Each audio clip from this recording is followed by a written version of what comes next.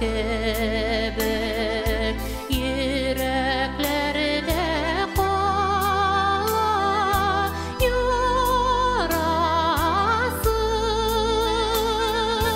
kim nereydir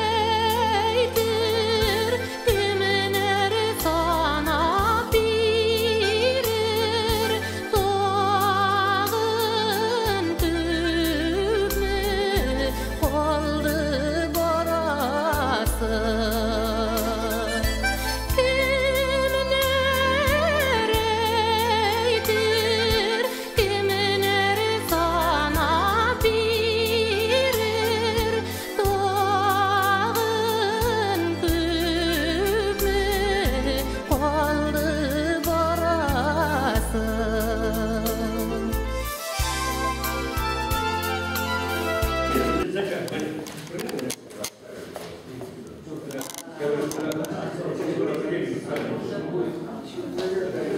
Ты хотя бы зал, что ли? А, ты так поставь, чтобы ровно было.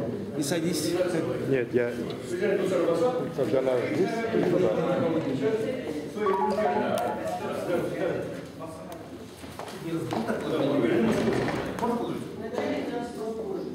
Я извиняюсь, лампа она обязательно нужна, да? Лампа? Да. Она прям светится, как вообще. Что? Глаза светят. Да, она неприятно так. Ладно, сделаем это наверх.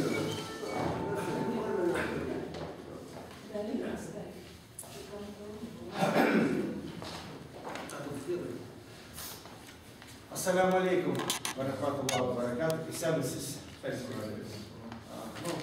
Приветствуем мусульмане, татары, традиционно друг друга приветствуется. Я думаю, стоит начать, потому что народ будет подходить. Видимо, у нас, к сожалению, на собрание не очень приходят люди. Если был бы какой-то концерт, наверное, было бы побольше людей. Поэтому, наверное, нам надо учитывать в дальнейшем.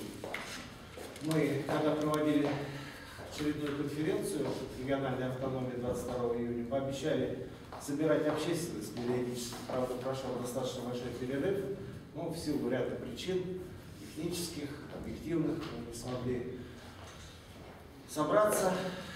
Но, надеемся, будем на регулярной основе собирать и, видимо, совмещать с некоторыми такими культурными мероприятиями для того, чтобы посещаемость у нас была более. Сегодня мы собрались, ну, во всяком случае, анонсировано, я думаю, здесь еще будут наши выступающие, Гаяр Эфенди Искандяров, он тоже активную инициативу проявлял, собирал нас, обзванивал, у него есть ряд вопросов. И то, что, как говорится, накипело у нас, это вот руководство автономии. Действительно, на сегодняшний день пока у нас еще нет государственной регистрации изменений, которые произошли в июне. Но тоже есть, видимо, объективные некоторые причины, которые мне не совсем известны. Но, во всяком случае, будем надеяться на успех нашего дела. Вот. Я хотел,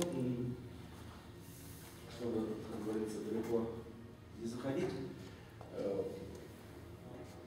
в этом здании находится кафе, если вы замечали раньше, кафе «Заман». Регламент, наверное, вот дело в том, что у меня вопросов-то нет. Здесь вот Гарри Федин прислал, но у него, видимо, свои будут вопросы. Вы когда будете выступать, вы скажете вопрос.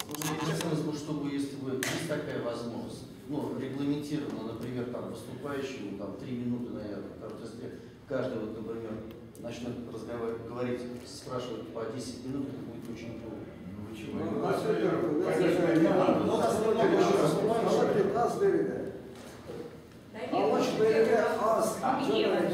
Вы сегодня где? Как где? Да. В каком смысле? Ответь на этот вопрос. В каком смысле? Вот ты сейчас выступаешь от имени кого и как ты здесь, почему ты в президиуме? Объясни мне, пожалуйста, я этого не понимаю. Мы сейчас все находимся... Я почему объясню? Я объясню, почему этот вопрос. Потому что когда я прихожу в дом, здесь никого нет. Никто не ведает, никто не командует, никого вообще официально нет. А если люди приходят и уходят, вот и вся песня у нас. Понимаешь, мы приходим, сами делаем концерты, сами посиделки делаем, чай пьем. Не, ну, а сейчас что как сами конкретно? делается? Сами, ну понятно, это дома. Во-первых, сам сказал, что инициативу проявил скандал. И он всех обзвонил. Нет, Почему его совместная там нет? инициатива. Почему совместная инициатива? Здесь никто никого не выгоняет, никто никого, пожалуйста, Никто никого не выгоняет. Я надеялся, будет с нами тоже здесь находиться. Но здесь у нас свободно достаточно. Стулья расставлены, никто здесь никого Никто не никого сажал. здесь не собирается выгонять. Да. Да. Ну так Вы вот, говорите, почему объясни, не что здесь. Я не Хорошо, понимаю. можно вот, если мы порядочно, вопрос ваш. Я задала не вам, я задала... Сейчас я объясню, да, по ходу дела. Ну, у нас в рабочей обстановке, да, чтобы с самого начала было понятно. У нас здесь региональная общественная организация Татарская национально-культурная автономия города Москвы. Вы знаете, это здание, оно находится в безвозмездном пользовании этой организации уже с конца 2003 года. С какого числа? С конца 2003 года, ну, примерно с августа. 2003 года находится. Поэтому мы представляем, вот здесь Фарид Фарисович, мы представляем эту организацию. Поскольку на основании той конференции, которая состоялась 22 июня 2014 года, прошлого года, здесь, в этом же здании. Какую организацию? Я назвал региональная общественная организация Татарской национально-культурной автономии города Москвы. Между прочим, в Минюсте никто не зарегистрирован. Там абсолютно никого нет. Это твое сочинение, или это действительно так? Да. По закону об общественных объединениях, общественная организация может существовать без государственной регистрации. Но у нас государственная регистрация есть. Просто у нас не зарегистрированы изменения. В частности, руководитель организации, то есть руководство, которое сменилось, у нас прежний руководитель написал заявление Акчурина Расим Сулейманович, оно у нас имеется, оно, по-моему, вывешено на сайте, на сайтах вывешено и региональной автономии, и вот mtss.ru вывешено. Сменился руководитель, произошла конференция, по каким-то причинам Минюст придирается, не регистрирует, что нет коллегиальности, что нету. Да, есть определенные причины, может быть, не все местные автономии у нас пока собрались едино. Да, у нас проблемы в единстве, это я могу сразу, но мы над этим работаем. Во всяком случае, мы с Фаридом Фарисовичем были в разных лагерях. Но сейчас вот мы нашли какие-то точки соприкосновения. У нас мы сидим вот за одним столом, и до этого мы здесь собирались, и ничего. Не так быстро. Вы говорите о том, что вы работаете. Когда я пришла сюда, и у нас был заявлен за 1,5 месяца будет Халиковый творческий вечер, на этом вечере не было никого. В здании было никого. Мы с Халиковой вдвоем сделали этот вечер. О чем ты говоришь? Какая работа? Где вы? Что вы делаете? Объясни. Частная инициатива. Вы проявили частную инициативу. Вам был предоставлен зал. Вы могли все, что угодно Какой нам зал никто не Нет, если давал? вы считаете, что здесь давайте учреждение, которое обслуживает всех приходящих, Сейчас здесь не так происходит у нас. Не так происходит, поэтому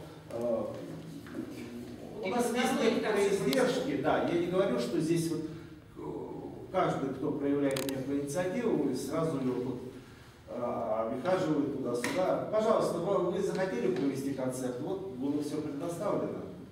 Вот. Если там кто-то чего-то не доработал, у нас работала до этого Галимова Альфия, она сейчас ушла, она тогда занималась этими вопросами. У нее было ряд недостатков. Должны представители выйти, вот представитель должен выйти и сказать, вот наши воеводы шли. Вот. Это вы говорите про тот концерт или вот про последний? Там два концерта у меня. Вот. Хорошо, Гаяр последний пришел, там все-таки 8 марта или 38 марта.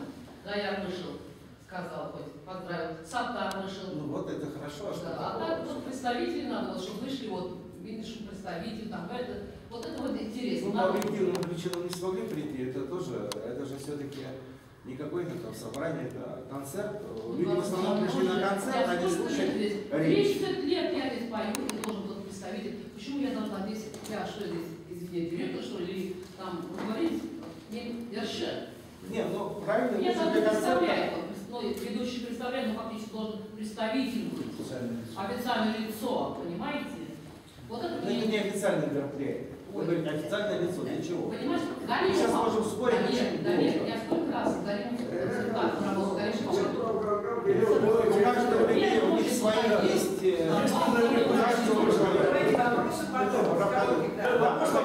Это мелкий вопрос, они будут сделать в конце. Поведение собрания. Да, позвольте, 3 минуты, мы давно собираемся, 3 минуты мало, потому что это только представление. Поэтому 5-6 минут давайте. Представители, Миначев, значит, Гаяров, да? Хорошо, 5 нормально. Регламент 5 минут. Давайте тогда я доложу по первому вопросу. Спасибо. По тому вопросу, который был нами анонсирован. Вопрос в нашем объявлении. Мы повесили здесь в доме объявление и на сайте, и рассылку сделали. У нас был вопрос по кафе «Заман», который здесь находится в здании. Вот. Мы обращались к руководству этого кафе, они сказали, вы не являетесь легитимными туда-сюда. Ну, хотя мы объясняли, что это не совсем. Мы, конечно, могли бы принять какие-то более жесткие, наверное, меры, но мы не хотели бы это делать, именно с этого начинать. Поэтому мы решили собрать татарскую общественность города Москвы, вот, собственно говоря, что сейчас и происходит, для того, чтобы как-то коллегиально решить этот вопрос. Вот. Мы очень долго с ними беседуем. На одном из наших заседаний президиума, это руководящий орган у нас, высший руководящий орган автономии, была создана общественная комиссия с участием Гаяры Эфенди Искандярова, Рената Абдурахманова, это местная автономия Пресненского района, футболиста, вы знаете нашего футболиста. Затем там был Набир Какушкин Нерович, он здесь, он просто отошел, сейчас будет, он член президиума. По-моему, еще там, член председатель ревизионной комиссии Галянов, по-моему, там участвовал. Вот. Какушкин и Искандяров, они участвовали во встречах с руководством этого кафе. Но Ахмед, насколько я понимаю, этого Ахметова не было, да? Вы не встречались с Ахметовым, Рамиль Ахметов. Вы встречались только с директором, который... Да, а директора нет сейчас, да? Вы директор, да. Я просто с вами встречался. Вот, собственно говоря, с вами встречались, вы сказали, что руководство нелегитимное и туда-сюда. Вот поэтому мы решили собрать вот некое вот это вот собрание общественности для того, чтобы решить. Значит, у нас, чтобы не повторяться, я хотел бы тогда зачитать то, что мы подготовили, ну, какая у нас существует претензия. Кафе «Заман» занимает в здании Татарского культурного центра нежилые помещения площадью 340,1 квадратных метров. По договору, такой от 6 марта 2013 года, на праве безвозмездного временного пользования. Помещение передано «Заман» по акту передачи, прием передачи от 6 марта 2013 года. Договор и акт подписан бывшим руководителем РОВ ТНК Акчулиным. Названный договор 6 марта на пользование жилым помещением является ничтожным с момента его подписания в связи с тем, что он противоречит Гражданскому кодексу Российской Федерации, а также договору, по которому региональная автономия находится здесь по договору с управлением делами президента номер 3-БП от 13 июля 2009 года безвозмездного пользования. Так как в этом договоре указано, что мы не имеем права заключать с третьими лицами какие-либо вообще договора. Помимо этого, ООО «Заман» не выполняет условия своего договора, а именно в пункте 2.3.3, не производя своевременно установленные сроки оплату за предоставление коммунальных услуг, а также оказание услуг по эксплуатационно-техническому обслуживанию жилого помещения и его оборудования. Вот. Действительно, с 6 марта 2013 года по 31 марта 2014 года, то есть больше года, коммунальные платежи не осуществлялись вовсе. Вообще не осуществлялись. С апреля 2014 года стали поступать платежи за электроэнергию. Однако платежи за теплоснабжение, водоснабжение, канализацию, а также вывоз мусора, также за техническое обслуживание, ремонт электротехнических и сантехнических систем, тепловых систем, сетей, подготовка инженерных систем. Ну, я не имею в виду, что это все, но частично хотя бы эти расходы. Коммуникации по работе в осенне-зимний период, системы коммуникации к работе, подготовки к работе в осенне-зимний период, очистку кровли от снега и наледи, уборку прилегающей территории и многое другое не осуществлялось. Это все осуществляется нашими силами за счет, сейчас можно сказать, одного из единственных, который более-менее оплачивает здесь эти все расходы, это вот дом танца Босонога. Ну и там еще есть мелкие танцевальные коллективы, которые не татарские, а которые тоже платят за свое здесь пребывание, за вот эту коммуналку. Коммуналку, секретарь, библиотека, еще мы оплачиваем некоторые.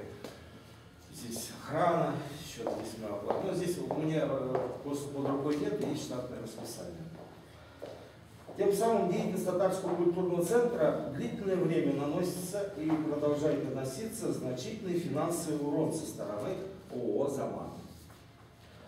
Вот в связи с этим мы хотели бы поставить вопрос о дальнейшем пребывании ООО «Заман» здесь, на территории, на площадях Татарского культурного центра. К сожалению, вы Садахану действительно говорили, так, но здесь, вы знаете, у нас достаточно очень много проблем. На сегодняшний день у нас долги за коммуналку достигают более 500 тысяч рублей. Это осталось от прежних, там у нас наших деятелей, в частности Махмадиева. Поэтому у нас, знаете, достаточно много проблем. Альфия Галимова, она старалась, чтобы здесь заработали какие-то коллективы. Да. Поэтому именно так выпячивать такие мелкие какие-то, я бы не хотел.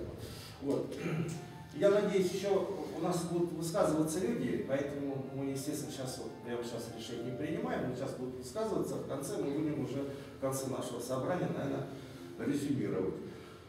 Я так сколько понимаю, Гайя Эфенди, вы, готовы будете выступить сейчас? Могу, да. Гайя Эфенди, давайте вы тогда, как один из организаторов этого собрания, наверное, вам лучше было бы здесь сидеть. Я говорю, никто не рассаживался, как пришли, так и сели. Пожалуйста. Вам слово.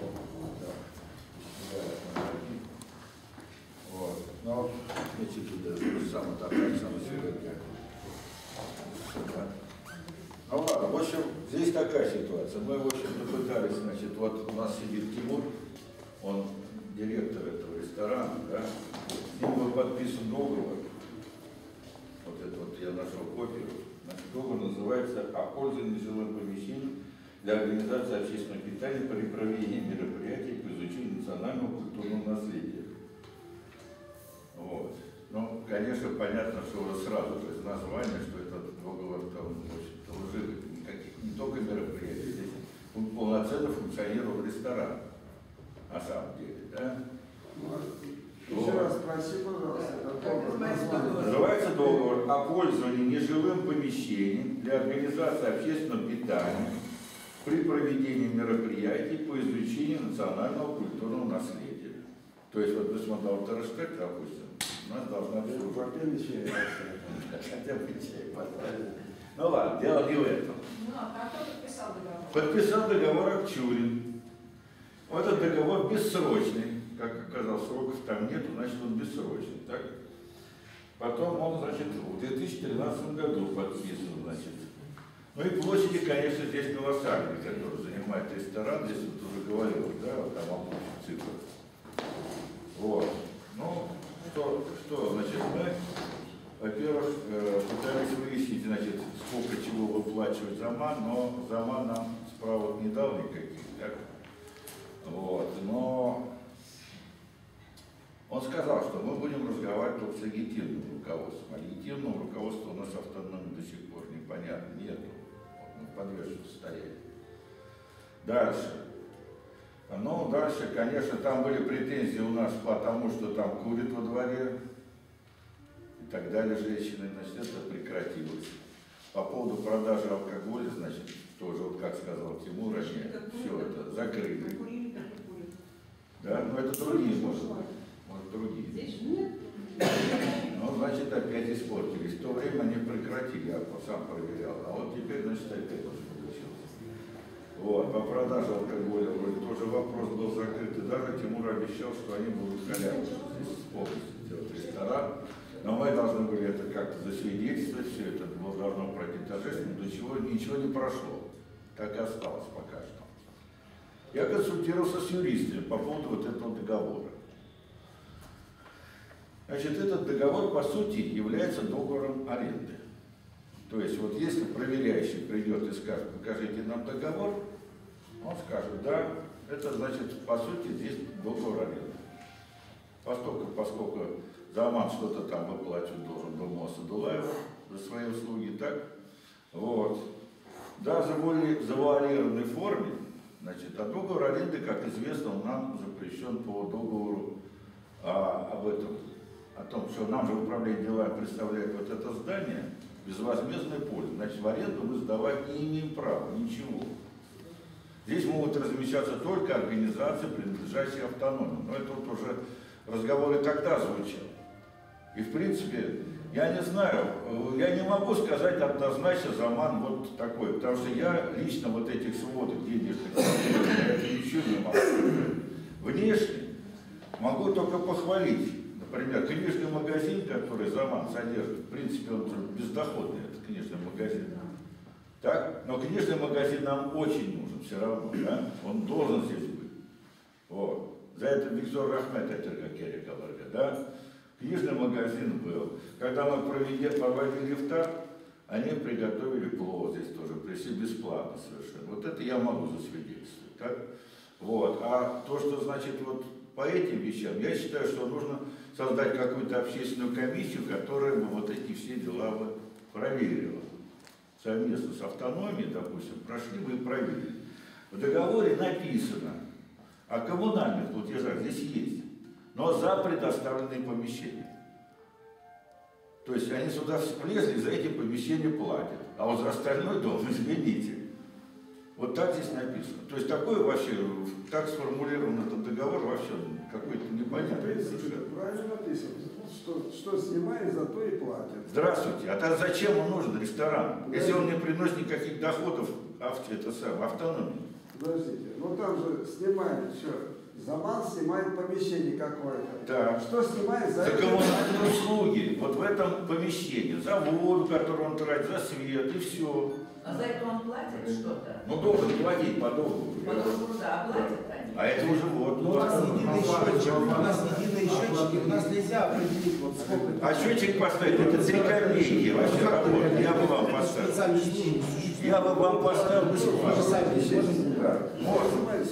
Он будет не официальный счетчик, но сами можем его поставить и сами контролировать, если нам. Вот. Хорошо, если вы предлагаете, чтобы тот, кто занимает, платил за себя, значит, Леонид Халиков придет и будет оплачивать за свет, за тепло, за все, ей обойдется в 1050 примерно. Совершенно верно. Я не предлагаю, я говорю, что в договоре написано. Вы слышите? Да. Вы слышите? Все, кто будет приходить, вот Леонид Халиков предлагает, будет сами оплачивать все. То есть вы придете, оплатите свет, электричество, тепло. Извини,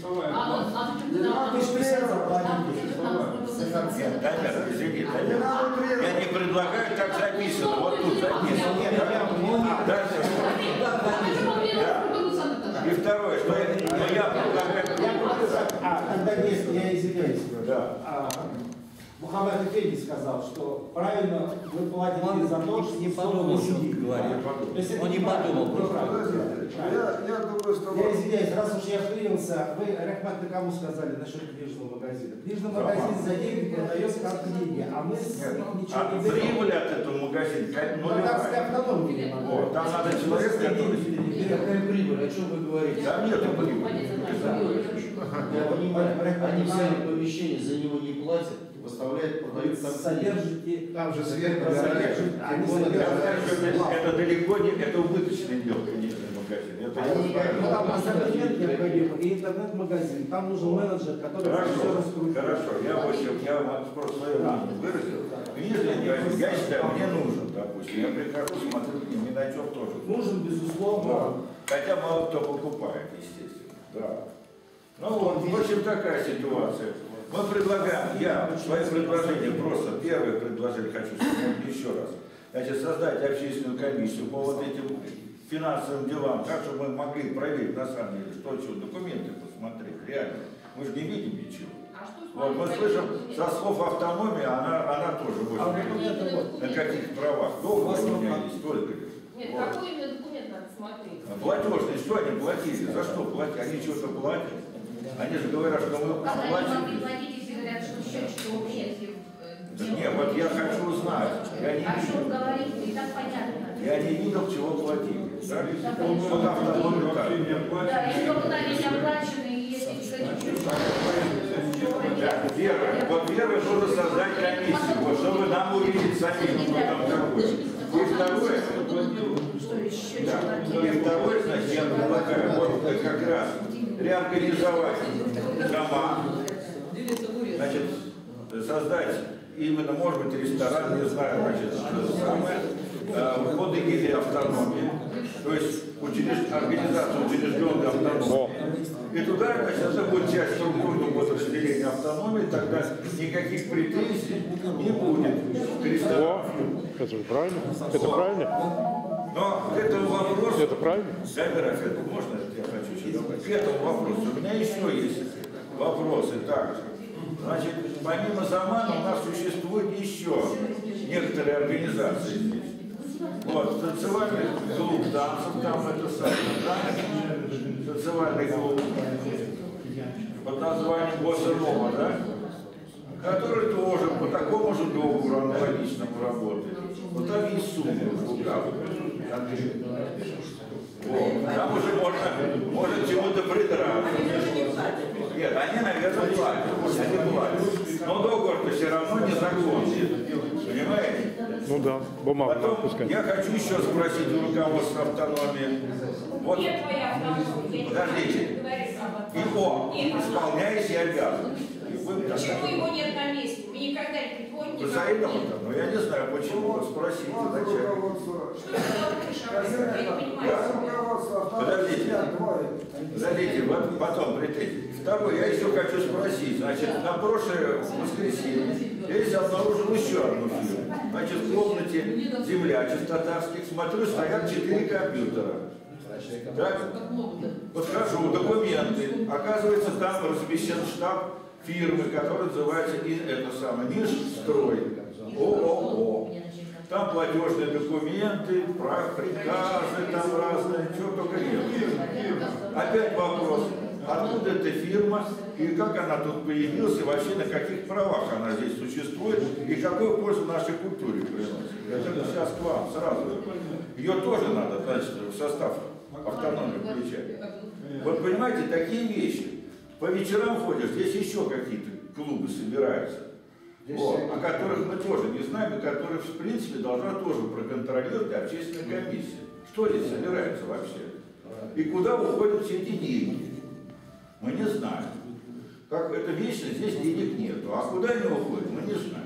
Ну, получается, официально это все нельзя им платить те, кто даже помещение, получается, берут. Если не разрешено Кто берет сдавать деньги, куда их расходуют? Кто-то им добро, мы не знаем. То есть это полный беспредел. И если сейчас нагрянет проверка со стороны, значит, арендодателя, он может сказать, вы нарушаете правила аренды, до свидания, мы отбираем договор. И гуляйте тогда на улице. Здание можно отобрать вот при таком раскладе.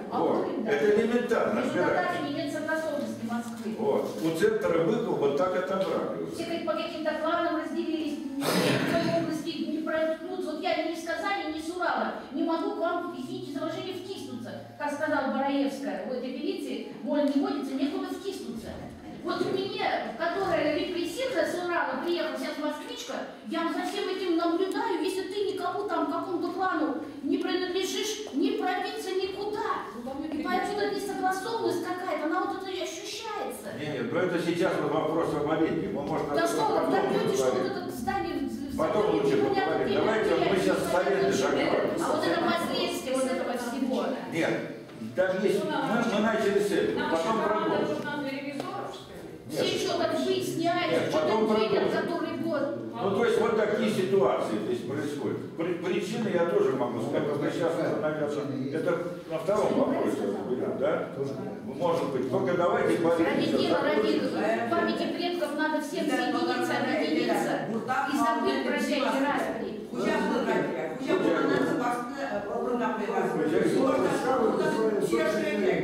Ну, в общем, продолжаются те же самые вещи, которые Хусейнов делал давным-давно. То есть Хусейнов ушел, Хусейнов вновь пришел, и опять продолжается такая же ахинея.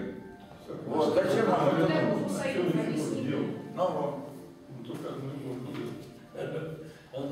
Так, вот Сарик, по-моему, так, и вот Тимур, вот, может быть, что-то Тимур сможет сказать, если дай мне. Вы скажете, конечно. Да, пожалуйста.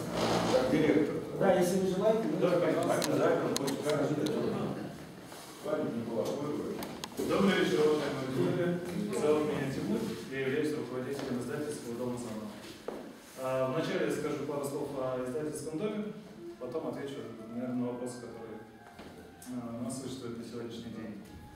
В 2012 году издательский дом «Заман» был создан по инициативе одного предпринимателя Ахметова Рамиля Галимжановича. Кого? Ахметов Рамиль Галимжанович. А кто это? Он учредитель издательского дома «Заман». Цель этой организации. Сам он из Москвы, откуда? С Он из Москвы. Родом из Кубинска. Работает в Рамиль Галимжанович Ахметов. Вот. Цель создания «Замана» — это пропаганда татарской культуры и созидание, соответственно. За годы существования выпущено 7 книг. Джабар Кандал среди них. Ренат Харис. Презентация в доме Асадулаева была тоже. Впервые был издан на татарском языке Амар Харьям. Эльвира Хатира, молодая поэтесса, естественно. Достаточно интересные книжки, вы, наверное, все видите. Вот. Потом по инициативе, опять-таки, руководители открыли книжный магазин. Да, магазин на самом деле является убыточным, но его закрывать никто не собирается, потому что он на самом деле нужен. Критика в адрес магазина принимается с удовольствием. Мы тут же примем меры по улучшению качества и по ассортименту. Если надо интернет-магазин, то откроем интернет-магазин. Лишь бы книги татарские были. Он, в принципе, единственный в Москве. Вот. Также издательский дом не остается безучастным. Интересно, Ромаса Дулаева. И он был инвестором некоторых ремонтно-строительных работ. Был отремонтирован первый этаж, одна группа, очищен двор, 214 кабинет. Кабинет администрации, была закуплена мебель. Всему этому есть договор, инвестором там был Роман. Общая стоимость работы чуть больше 3 миллионов рублей. Сколько? 3 миллионов. Более 3 миллионов. Более 3 миллионов. Можно будет потом дать пояснение, да? Да. Летом прошлого года издательский дом «Заман» профинансировал ремонт фасада. 1,5 года назад, ну даже чуть больше, открыли пункт общественного питания на около 300 метров. За это время каждый месяц через него проходит около 1000 посетителей. Пятница, суббота, воскресенье заведение плотно забито банкетами. Вот. Цены относительно ближайших пунктов общественного питания снижены. Ресторан является на сегодняшний день убыточным, и тем не менее никто закрывать его не собирается. Почему? Потому что тут должно быть место, где человек может прийти, провести мэджлис, провести никак и все остальное. Возможно, в некоторых вопросах, конечно, есть корректировки, опять-таки критика, она с большим удовольствием принимается в свой адрес, и мы тут же ее стараемся поправить ситуацию для того, чтобы было всем хорошо, собственно. Вот. В этом году на Кутузовском проспекте, ну, просто пользуясь случаем, уважаемая аудитория собралась, где считаю своим долгом донести эту информацию. На Кутузовском проспекте существовал ресторан «Сударь» долгое время. Вот. В 2014-м эта территория здания и территория отошла в пользу издательского дома «Замана». В январе эти помещения уже открылись, они непригодны для пользования. Там создается культурный центр. На данный момент 4 народов – это татар, башкир, крымских татар и чуваш. Вот. На территории двора расположен кукольный театр, живой уголок, Вот, Давайте о нашем заведении. Я быстро. Да, зачем делать было там, когда здесь есть? Это личная инициатива Замана. Это инициатива Замана и, соответственно... Дай Бог, чтобы у него процветал ресторан, чтобы он был мы только за. На территории культурного центра Кутузовский проспект открыт филиал книжного магазина и обменная библиотека. Собственно, почему я хотелось бы обратиться к уважаемой аудитории, то что если у кого-то есть книги, да, татарские книги, мы с большим удовольствием их примем для обменной библиотеки. Это то место, куда человек может прийти, совершенно бесплатно взять книгу, почитать и положить ее на место, обменяв на какую-то следующую. Скажите. Тимур, можно вопрос? Да. Вот вам говорили, что про коммунальные платежи, пускай он скажет, платят они, не платят, напрасленные, не напрасленные. Да, я по всем вопросам отвечу. Вот. Разрешите еще последнее предложение по Кутузовскому проспекту. Вот. Поскольку это больше является культурным центром, нежели каким-то рестораном, поэтому если какие-то мероприятия есть желание провести для этого нужное место, мы с большим удовольствием примем, двери открыты ко всем предложениям.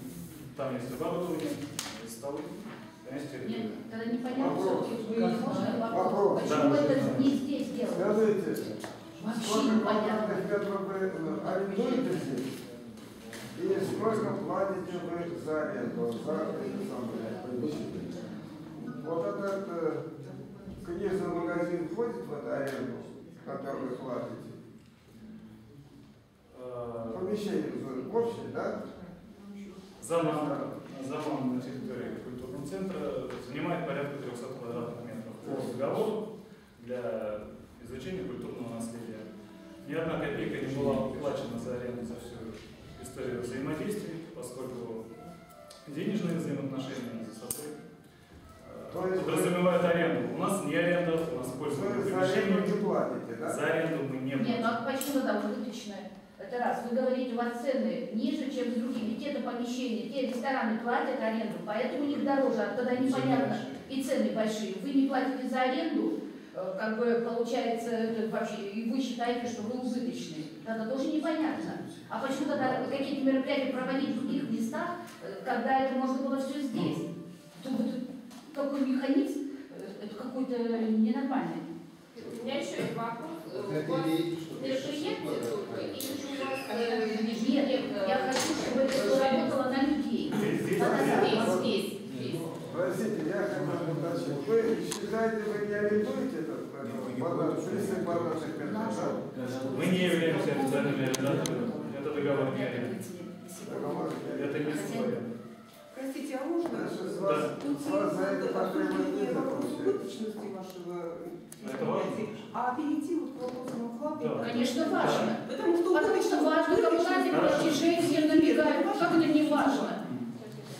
По коммунальным платежам, как известно, стоимость электроэнергии, ну и вообще в расчетах, она занимает львиную долю ежемесячных начислений.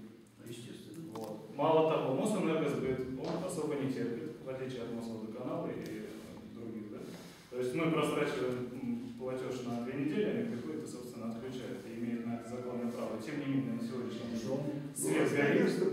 А почему долго Вы платите за весь дом, да? Мы платим за весь дом, за электроэнергию, долго по электроэнергии. А 500 тысяч, вот говорят... Можно еще Тимур, можно вопрос? Да. Мы же с вами 3 раза даже встречались, Тимур. Смотрите, Тимур, я в рабочем порядке уже. Мы встречались несколько раз. Первый раз мы встречались, я Тимур говорил, давайте пусть придет хозяин, мы как-нибудь встретимся, поговорим. Он игнорировал. Второй раз мы пригласили Скандаров Андрей. Суть в чем? У всех, в общем-то, мысль, что ресторан принадлежит и руководство к нему какое-то имеет отношение. Что якобы даже Акчурин имеет какие-то деньги. Акчурин здесь, мы выяснили, не имеет никаких денег. Он юридически здесь никакой. Он не имеет к этому отношения вообще.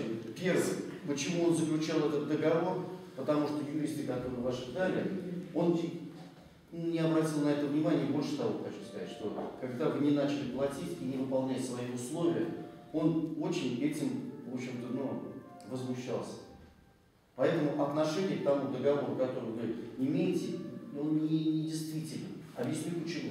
Потому что он в любой момент подпишет любой договор о расторжении этого договора. Это первое. Ваши юристы думали, что они составили договор, который отвечает тем любым вызовам, которые есть на сегодняшний день. Нет, договор ничтожен. Почему? Ну, на сегодняшний день пункт питания, который может находиться в доме, учредителями должны быть культурный центр. Для чего? Культурный центр учреждает. Мы вам уже предлагаем такую форму. Я же вам говорю, нам денег от вас не надо. У меня большая просьба. Передайте, пожалуйста, хозяину. Мы дадим учителей, мы дадим учителей танцев, учителей татарского языка. Возьмите себе, платите им как бы там зарплату и сидите сколько хотите, закрывать. Сделайте скидку большую. Ну, скидку сделали для того, чтобы там люди могли питаться те, которые здесь работают. К сожалению, Ахмедов Рамиль, он, я знаю, известный бизнесмен, успешный, но, в общем-то, не изъявил желания. У меня нет желания считать его деньги нисколько. Пусть процветает, я для него очень за рад. Проблема в чем? Что вот, например, хотелось бы эти деньги, чтобы были прозрачны, чтобы все знали, куда они идут, на что они идут. Мы же прекрасно понимаем, что мы с тобой бизнесмены. 300 квадратов, как они генерируют и что они дают. Насчет по поводу, я хотел бы миллионов вы сказать. Я хотел бы не себе, не для того, чтобы было вам хуже. Я просто поясню, потому что у многих есть вопросы, как будто мы ничего не делаем. Мы делаем, вникаем. Дело в том, что вот Афия Галина, она же создавала комиссию, она же проверяла ваши ремонты. И ваша затратная часть, которую вы давали, она не соответствует действительности. Она говорит, давайте сделаем совместную комиссию, вашу. Это же практически то, что вы говорите, 3 миллиона. Это окупилось давно. Экспертизу можно, это первое. Второе. Я сейчас договорю, а вы прям потом ответите. Второе. Вы делали фасадную часть здания. Вопросов нет, документов никаких нет. Во-вторых, за какие деньги это было сделано, тоже неизвестно. Во-вторых, мы на сегодняшний день видим, что вы, как бы сказать, испортили фасадную часть, потому что по новому закону Москвы вы не имеете, чтобы доминировала ваша реклама над культурным центром татарским. Это амортизм, да, речь? Конечно. Вы даже не согласовали ни с кем, поставили. Это два. Третье. На ООО «Заман» впервые за всю историю проведения сабантуев были перечислены на коммерческую фирму деньги за сабантуев. Прошлогодние. Мы прекрасно знаем, сколько обходится сабантуй. Я вам объясню, здесь есть люди, которые проводили в 90-е годы, когда нам Москва ничего не предоставляла. Все участники. Вы не отчитали за сабантуй. Мы прекрасно знаем, впервые, кстати, мы же объявили сабантуй, что он будет безалкогольный. Я никоим, сейчас секундочку, я закончу. Я никоим образом не против то, что там у нас нет никакой. Единственное, хотелось бы, чтобы у нас на сегодняшний день очень большая нехватка, мы не можем закрыть долги перед теми работниками, которые работали в этом доме. Вот, например, мы глаза, так сказать, закрываем частично, вот, например, здесь находится Азат. Встаньте, пожалуйста. Вот вы до сих пор долги вами не закрыли. По ресторану? Не по ресторану, я не имею в виду. Я имею в виду, сколько вы работали здесь в старом доме. Даже не выступать, я пока секунду. Все его знают. Все знают. И никто не пойдет. Никто не пойдет. Ну хорошо, скажите, пожалуйста, Азат. Я ничего не делал, чтобы хотя бы чуть-чуть закрыть. Вы чуть-чуть помогли. Ну, это не я такой хороший, мы же все это делает руководство. Дело в том, что если мы делаем на сегодняшний день в открытую, сколько денег пришло, мы сажаем, вы посмотрите работников, они видят, кто кому, вот у меня здесь вот написано, когда мы что выдавали. Даже вот, например, помимо тех ведомостей, которые есть, я себе отмечаю. На сегодняшний день тех средств, которые получаются, их просто не хватает. И больше того, я прошу сказать, вы говорите, что вы платите за электроэнергию. А кто в этом доме должен платить за электроэнергию? Дело в том, что вот эти лампочки вырабатывают 10% того, что потребляете 100% времени. У вас плита не газовая. Вы готовите еду, у вас там горит свет. Зимой вы не отключаете рубильник. Вы совершенно не смотрите, у вас и генерируете. А на самом деле под лестницей стоит счетчик у нас отдельный. Он не запломбирован, но тем не менее считает он правильно. Порядка 60-50% на точной стоимости электроэнергии от ресторана. Вы утверждаете, что 50-60%. 50-60%. Ну, 50-60%. Простите, а вы еще и аренду не платите, вы должны помогать татарскому мужу, я все-таки скажу. Я сейчас вы скажете, я вам сейчас объясню по закону. Не мы, нас могут дома отобрать, если кто-то узнает, что мы здесь кому-то даем в аренду. Мы Понятно, но их, наверное, наверное, с видением, что они поддержат татарских творческих людей. Мы сделали предложение бизнесмену. Мы делаем предложение бизнесмену, которые бы зашли, но соблюли только законодательную часть. Как? Должна быть учредители, должны быть только культурный центр. Общественный. Вот это все. Вот это правильно. Вы в учредители вкладываетесь, и те средства, которые вы получаете, мы их не считаем. Но есть определенную сумму, ее вычислить несложно. Она закрывается именно на нужды дома. И чтобы об этом вы пришли, вы каждый, знаете, у вас бумажечки, вы смотрите, так, ага, закрыты, это есть, это есть, это есть. Вот, например, на сегодняшний день мы с Босунова, который вот сейчас вот здесь находится, уже все, она перешла, мы дали условия за 2 месяца привнести татарский элемент. Все, они организовывают бесплатную школу танца для татарских нужд. То есть мы везде, где это нужно, мы это внедряем. И большое спасибо, когда вот вы сказали про концерт. Мы, конечно, извиняемся, может быть, что так получилось. Но у нас очень великолепный концерт. Мне стыдно перед мужем, он русский у меня. Мои родственники Ну, стыдно. у нас великолепный, вот нужно организатор. Вот, например, на Зафахану, вот они взяли концерт, провели. Вот великолепно, здесь было столько народу. Это же все-таки зависит чуть-чуть от организации. Нужно было попасть. У нас должен заниматься концертом тот человек, который этому жизнь посвятил. Это у нас Шигар. Он сидел. Ну, поймите Нет, правильно. опять же, как вы говорите, Вот даже сидел. если, когда у меня вот... Почему у нас сына не ваш, можете? вам пока Почему замечание сына скажите, не потому можете? что пока не А можно мы сейчас этот вопрос? мы даже здесь, как помощники, не имеем права билеты это продавать. Когда вот мне даже сказали, сказала в татарском центре для своих пациентов, я не буду петь, чтобы люди платили. Потому что это мой внутренний вот я вам объясню. принцип. Дело в том, что если, например, мы хотим в зал, чтобы вы пришли, вот там есть, например, я вам почему Тимур рассказывал часть. Вот мы пришли, там у нас нету, например, радиоаппаратуры. Радиоаппаратура должна быть очень хорошей. Если вы придете, например, к тем же армянам или к евреям, вы увидите, как они проводят концерт. Например, экрана своего нет. Если, например, у нас те же великолепные, например, артисты, они не могут развиваться из-за того, что им не хватает вот этого, откуда его взять? Ну была же аппаратура. Кто же своровать? Я купила аппаратуру, я деньги заплатила за аппаратуру. Мы решили, когда мы не стали... Дайте, пожалуйста, сказать одно слово, чтобы, пожалуйста, чтобы не было двойных стандартов. Вот вы говорите, если они татарский элемент, значит у них аренду они берут, значит это правильно. Надо изначально, понимаете? Нет, вы говорите, вот они Басанову тоже ведь неправильно по закону, они не имеют права арендовать.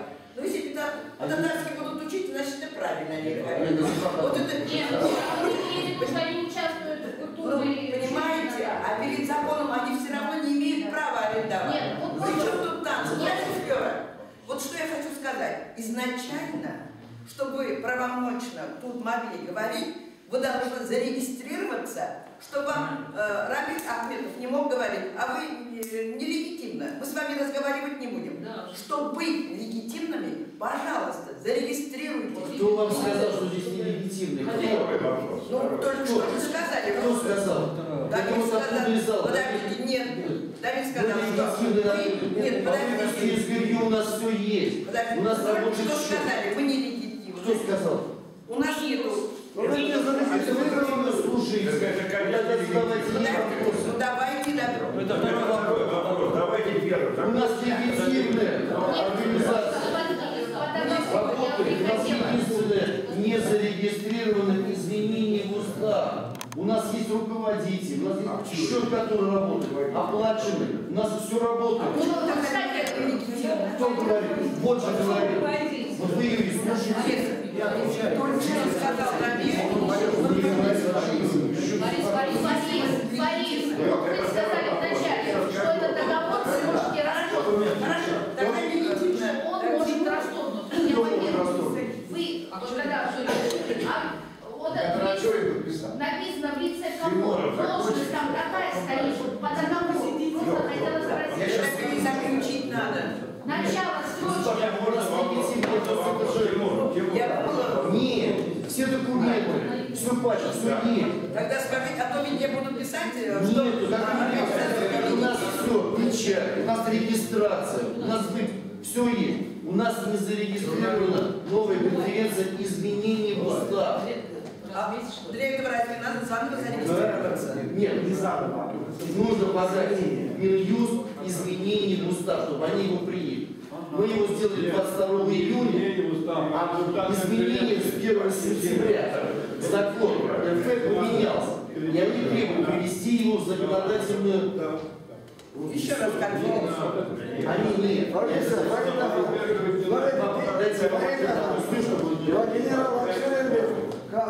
Автономия башлыгы саналды. Ол енді кетті қашан. Ол енді кетті оны.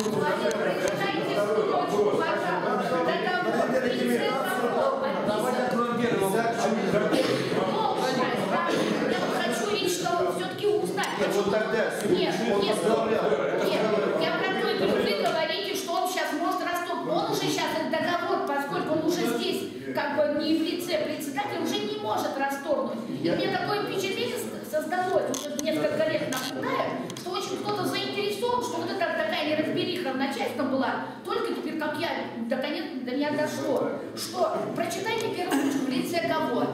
Что значит так чудит? Давайте мы все тут меняемся. Должность, хочу знать, на тот момент заключения договора. Он возглавлял, когда... Ну что значит он тогда возглавлял? Чтобы, подождите, договор расторгает. Должно быть не просто он уже сейчас расторгнет этот договор, уже не может. Я вам сейчас объясню. Потому что он уже теперь... Нет, нам не нужно, я вам сейчас объясню, чтобы вы поняли, по поводу этого договора. Его расторгать даже нельзя, он сам по себе юридически ничтожен. Значит, нельзя расторгать, это же расторгать. не в том плане. Вы же сами сказали, что он неправильно оформлен. Мы почему здесь собираемся? Для того, вот наша идея какая? Для того, чтобы достучаться до руководителя. Мы же не хотим скандала. Мы хотим достучаться до него, чтобы он... До кого до него? Называйте должность, фамилия. Не надо оперировать всеми фамилиями. Вы можете послушать немножко? У нас это второй вопрос пусть будет. Давайте с первым закончим. Но они же не хотят разговаривать. Сейчас обсудим. Тимур Аркадьевич, у меня вопрос. Что мешает, допустим, перейти в структуру автономии? Мы вам давно это предлагали. Будет этот переход? Вы хотите перейти или нет? Если нет, то мы будем закрывать. Договоров нет, уже надо тогда думать о том, как вас отсюда вытаскивать. Или все-таки мы можем в структуре автономии создать вот такое кафе, которое нам вот это можно? Вопрос в чем? Перейдет на юридическое лицо. Не юридическое лицо, а создать новое юридическое лицо, утвержденное автономией, и учредить. Не будет никакого выигрыша. То есть это невозможно. Я вопрос не буду. Можем ли мы с вашей помощью создать в структуре автономии такой же сама? Образуем новое юридическое лицо с учредителем автономии. Один из учредителей будет автономией. Все. Тогда это все будет легально. Да что вы ему, он-то сам Он директор, он подписывал договор. Все. Значит, он надо договор подавать, что он неправильно составлен.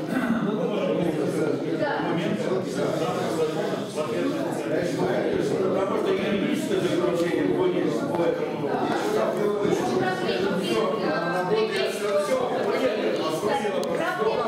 Еще у меня есть вопрос по аренде. Нет, руководство по арендам. Еще я не сказал, что магазин «Сафар», откуда он здесь появился. Появился след. И чай-бар «Казан», который здесь тоже собирается разместиться. Мы совершенно не знаем, какие условия они приходят. Можно я вам возможно.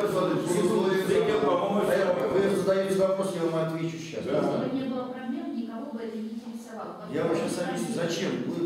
У нас здесь нет ни у кого, кто с этого, например, не хотел бы иметь какие-то идеи. Все будет прозрачно. У всех, у каждого вопрос. Да, и у каждого будет ответ на каждый вопрос. Вот. Все, проблем нет. Никто не пришел, чтобы, как сказать, здесь зарабатывать или еще. Это вопрос. Подожди, пускай объяснят, скажет, пускай объяснят. Вопрос задали. Про Казан-Чайба. Дело в том, что не то, что они хотят здесь. Мы их просим, дело в том, что у нас на сегодняшний день в Москве нет ни одного большого зала торжеств для татар.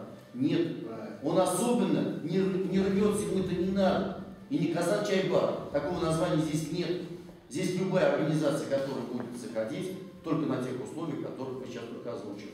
То есть учредителем будет национальная автономия. Мы сейчас просим на сегодняшний день собрали для чего?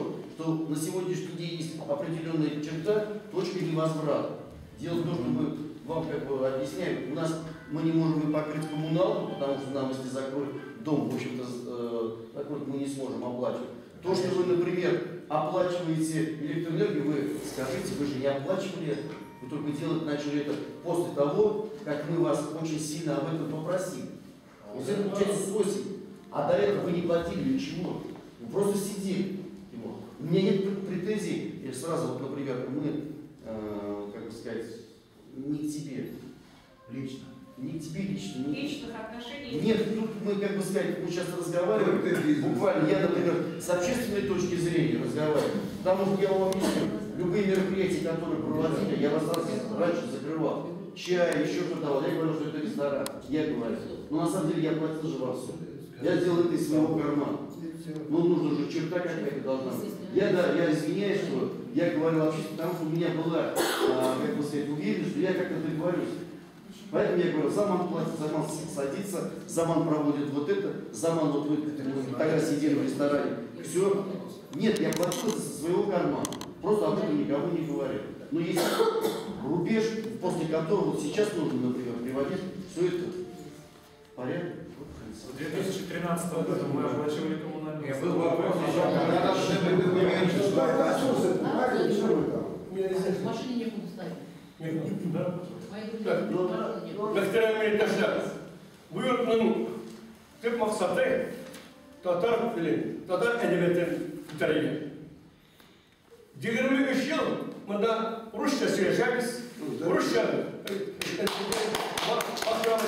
gazeteler, Rus dilinde. Anda basıralar, Kazan şairlerin, şairlerin, resmi bu yurtun maksatı Tatarca bunda gazete çıkartır. Şunu birikimden niçeverden ben aktörlere verirken başkalarına kadar beni sizge indi. Olacak bizden legitiminay начальники. Bunun yine Xoday bizi не простит, если biz bunda bir Tatar gazetesini çıkamazsak. Ben yazıcı, pожалуйста, храним пенсию. И где-то yazam Allah'a şükür. Член Союза писателей России, Татарстана, даже стал недавно академиком Российской академии Изабеллы.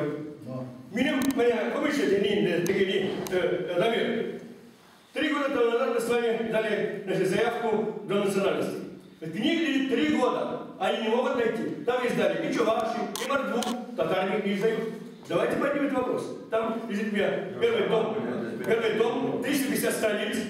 Bizning turmush turida, bizning samolyotlar turida, sizning turida, ishimiz bilan ko'tardik bu движениemizni barcha shunday yozilgan.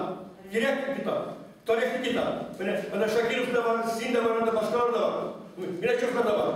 Bilasizmi? Bunda bizning tatarcha, ruscha so'zi unov shaklda. Baraz, замечательный классик.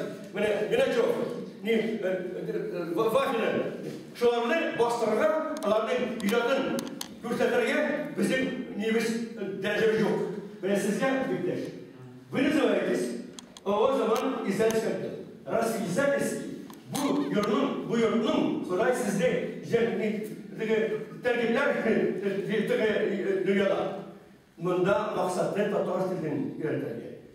Татарча бастырған. Шойды, мәлсіз издай бақтырасыз деген Харис. Харис это классик. Аны бастыралар, что хочешь, қарғана. Ол депутат, нәсілме. Не онда мәскеуде бастырған? Сіз мен не бастырыңыз? Нәсілме не бастырыңыз? Татар тілі yazған. Жоқ, білем, сіздерді тәгілім. Дайсы әшіміз. Не дегіз, Құдай қаршында үзінің гүлақаты үйіңіз. Рахмет сізге. Все.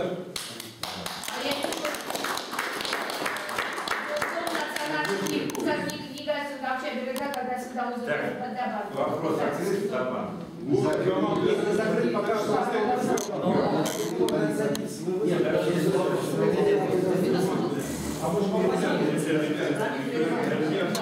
Еще есть вопросы? Я сразу хочу по поводу Тимура сказать. Тимур очень исполнительный, очень все понятный человек. Он роль не играет. Я тогда продолжу. У вас еще у кого-то есть желание выступить? Ну вот есть второй вопрос. Вот по структуре автономии хотят. Тогда давайте, сейчас я тогда... По поводу легитимности. Я повторюсь, может быть, я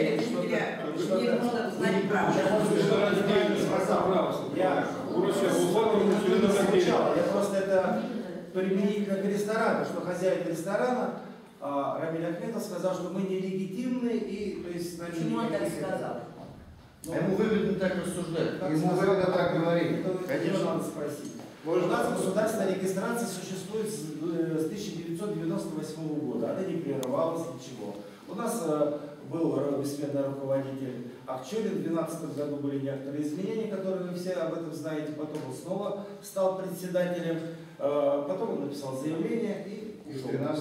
Заявление это и есть, да. В конце 2013 года, да. После этого состоялось три конференции. Все подавали документы в Минюст. Минюст не регистрирует по некоторым объективным причинам. Последняя объективная причина – это то, что с 1 сентября, оказывается, мы юристы, мы развивали этот момент, с 1 сентября были внесены какие-то значительные изменения в Гражданский кодекс Российской Федерации, где там были внесены и устав изменения, и наименования, ну то есть там целый ряд. Юристы проморгали. Да, да, у нас нет. Кто юрист? У нас есть юрист. У нас, ну, мы там обращаемся, нет присутствия. А раньше было. И что вы собираетесь предпринимать по этому? Вот, мы продолжаем. Мы работаем с делает правки. Поэтому не на все хватает у нас. У вас вопрос, да? Да, скажите. Просто ты можешь так слегка, конечно, лукавить, что все убыточно я до сих пор работаю. То есть вот у нас в торговом центре энергетики работает окраине Москвы, метр арендующему обходится 10 тысяч рублей за квадратный метр. За месяц аренды. Да, рублей. Да, на окраине Москвы. Торговая организация, да. А здесь в километре от Кремля, это окраина Москвы, километр. Не надо лукавить, что все у вас убыточно.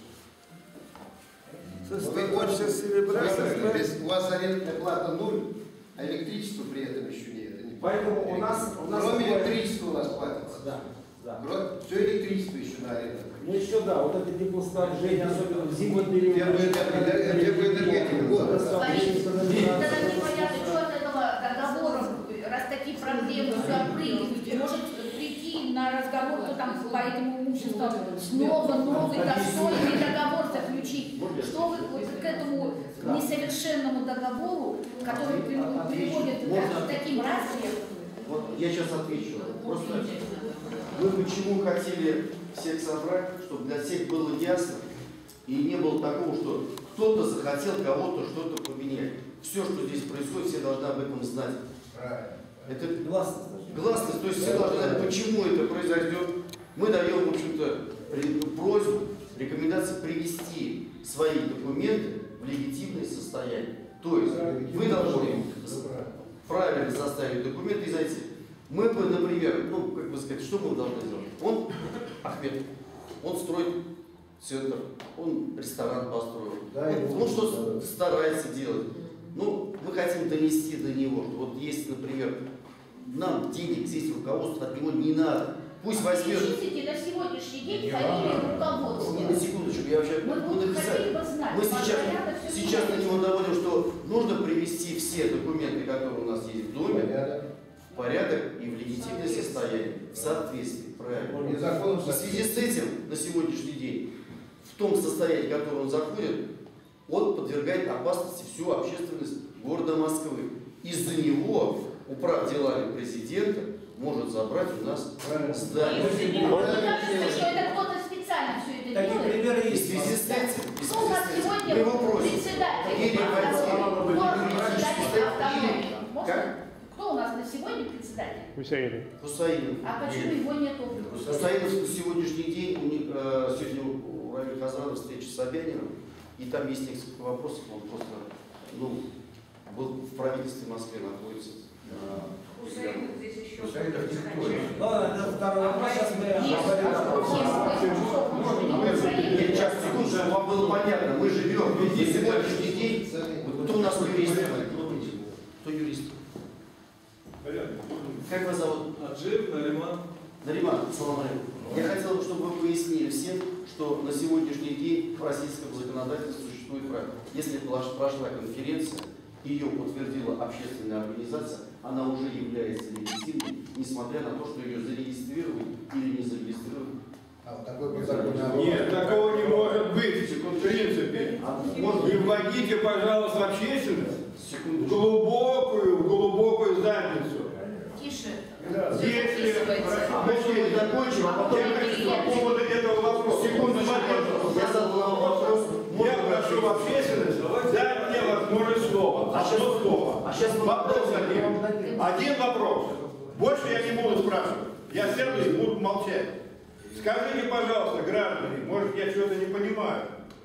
Если Минюст не зарегистрировал результаты конференции, на которых были выборы, были кандидаты, такие альтернативные, безальтернативные и так далее, люди, которые знали закон об автономии, знали о том, что мы нарушаем этот закон, о том, что каждый татарин, каждый житель Москвы имеет право быть членом всей московской автономии, а потом создавать на местах свои местные автономии. И эти люди знали, сидели здесь, выбирались, не записали этот пункт для того, чтобы намеренно эксплуатировать единолично вот это все. А теперь они заявляют, что все осталось как по-прежнему, извините, господа, мы вот зарегистрировались, а вот только конференция, значит, суд нам, я в суде был, между прочим, и не один раз. И это суд, это не просто так, шутки у вас. Вы привыкли шутить с государством. А раз конференция отменена, все отменено. Выборы отменены, нужно назначать новые выборы, новых кандидатов. Я замолчал.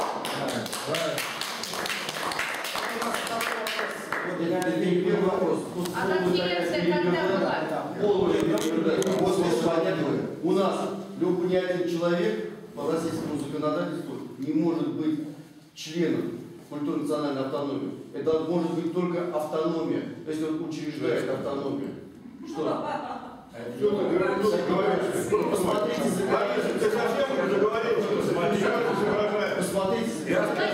Посмотрите устав федерального суда.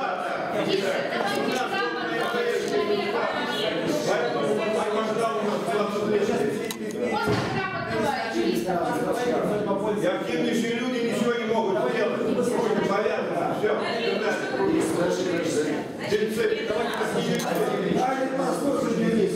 Дорогие друзья, я представляю народ, который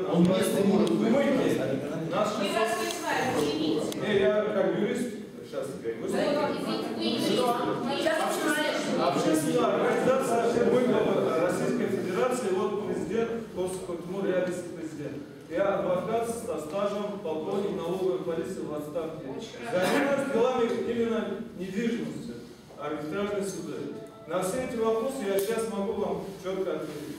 Во-первых, по поводу изменений, которые могут произойти в вашей общественной организации, в руководстве и, как говорится, собрании. Все решения собрания должны быть Министерством юстиции, единым государственным реестром юридических лиц, вноситься изменения о руководителе, о всех решениях. То есть должна быть выписка, и там должно быть указано, поменялся руководитель и так далее. Во-вторых, по поводу аренды. Аренда, я могу сказать, что этот договор ничтожен на самом деле. Он бессрочный. А договор, который свыше 1 года заключается, он должен быть зарегистрирован в регистрационной палате. То есть и в этом смысле ничтожен. Во-вторых, на самом деле это договор аренды. Здесь должны выплачиваться средства в соответствии с договором. Кроме того, я хотел сказать, как бывший налоговый полицейский, по поводу ресторана. На самом деле, он сам здесь признался, что ежемесячно 1000 человек посещает ресторан. Это минимум, я как понял. Минимум, конечно. Он бы не озвучил 1000, может быть 2000. Ну, в центре Москвы 2000, 1500 человек. Это, конечно, большая выручка, большая прибыль. Так, он бы здесь не сидел. Еще какие-то вопросы есть? Я могу ответить. Спасибо большое.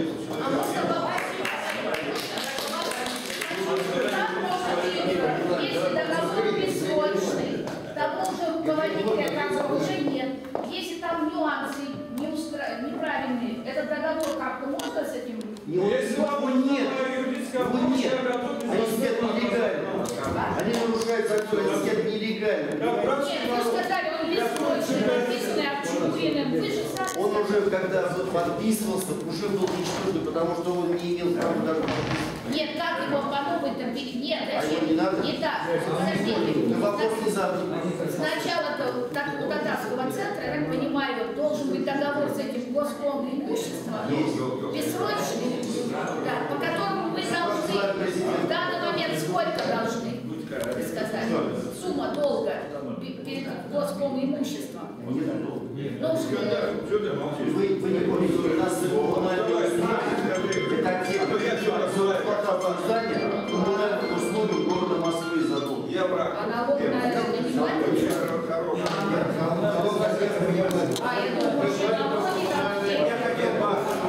Минуточку, внимание.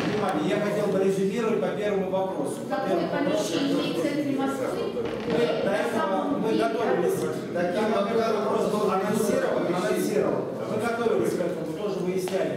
Мы предлагаем, вот, чтобы общественность тоже это поддержала, мы предлагаем все заключенные ранее договора, аренды, будто они безвозмездного пользования, по изучению наследия или что-то, все договора там с танцорами или с кем-либо мы аннулируем и будем создавать, допустим, ресторан. Мы создаем общество с ограниченной ответственностью, где единственным учредителем выступает региональная татарская национальная Ну, может быть, не 100%. Нам нужно оставить пункт, чтобы бизнесмен, который зашел, ему было выгодно. Потому что иначе мы не найдем инвестора. Но больше 50%. 50% плюс 1. Больше 50%.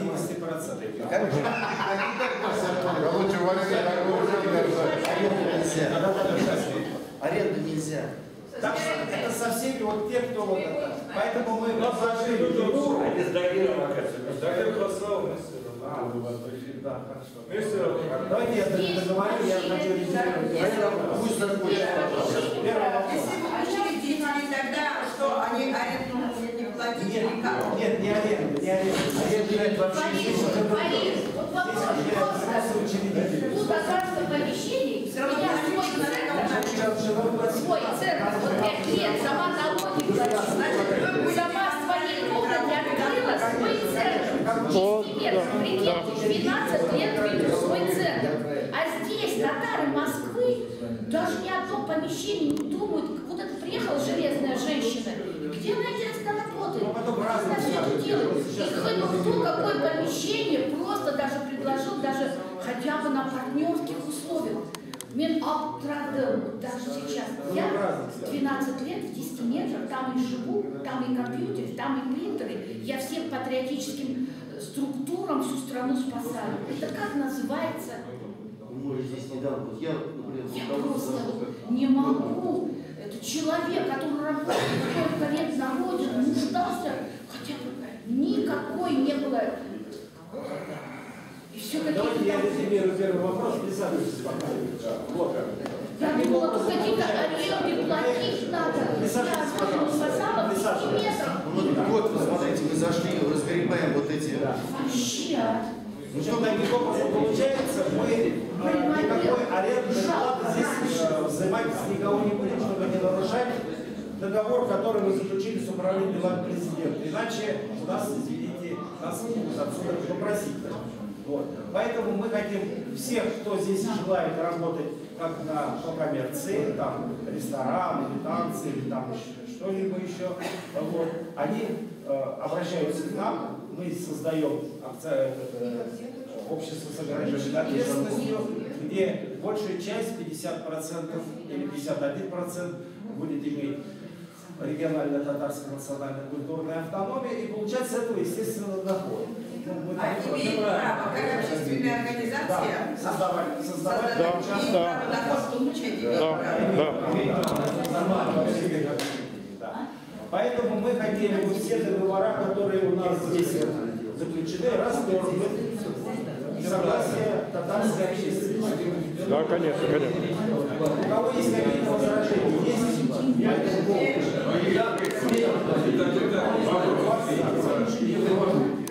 Я тебе хочу сказать, что, во-первых, мы решили, вот по первому вопросу с комиссией. Тихо! Хочу сказать по поводу комиссии. Вы знаете, комиссия у нас уже летом была создана, но она неэффективна. Дело в том, что это общественная комиссия, с ними арендаторы разговаривать не хотят. Они говорят, мы с вами разговаривать не хотим, вы нелегитимны, там еще чуть-чуть. Пусть автономия покажет. Документы в автономии, пусть свои покажут, претензии, документы. Мы не видим документов. Здесь сколько сидит организация, я же говорю. Мы не знаем, сколько здесь, кто получает деньги, мы не знаем. Какие деньги, за что. Вот это все он со всеми и дальше, значит, вот вы говорите. Вот вы говорите какую-то ерунду, взрослые люди, старики уже. Все договора, которые ты говоришь, что договора, нужно расторгнуть, это все ничтожные.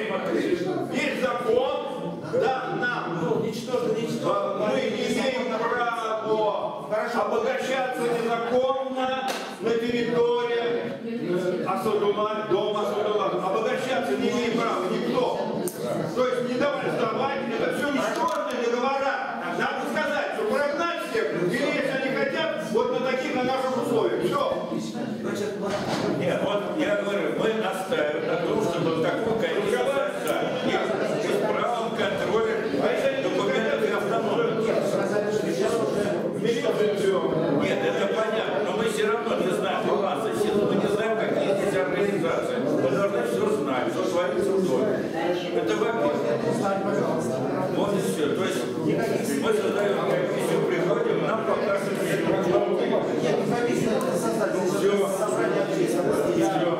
Второе. Значит, что касается вот здесь, вот вы говорили о том, что создание подучредительного автономии организации.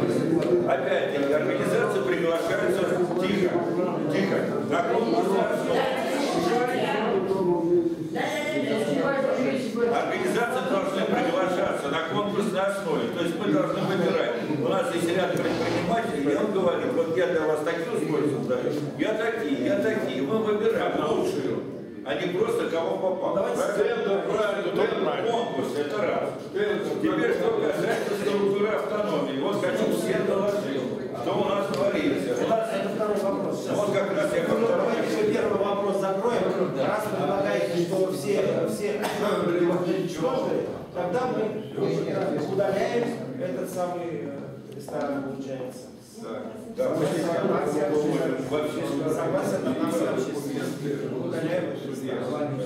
давайте мы закроем первый вопрос. Давайте первый вопрос закроем. Первый вопрос.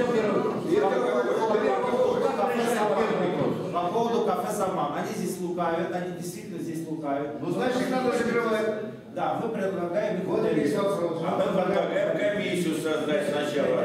Все собрать все вещи. Удалить, а потом на конкурсной основе подобрать себе надежного партнера. Тот же «Саман» может участвовать в этом конкурсе. Да, нормально, да. Но сейчас его удалим. Предложить. Сейчас его удалим. Потому что он у нас кровопийца. Уже несколько месяцев, пока вы здесь, мы ничего не сможем. Он еще будет карманы Он набивать. сидит и сидит, набивает карманы. А что мы можем сделать? У него в среднем, если в среднем, вы посчитайте. Кто за то, чтобы удалить ресторан «Заман», кафе «Заман» из татарского культурного центра? Кто за?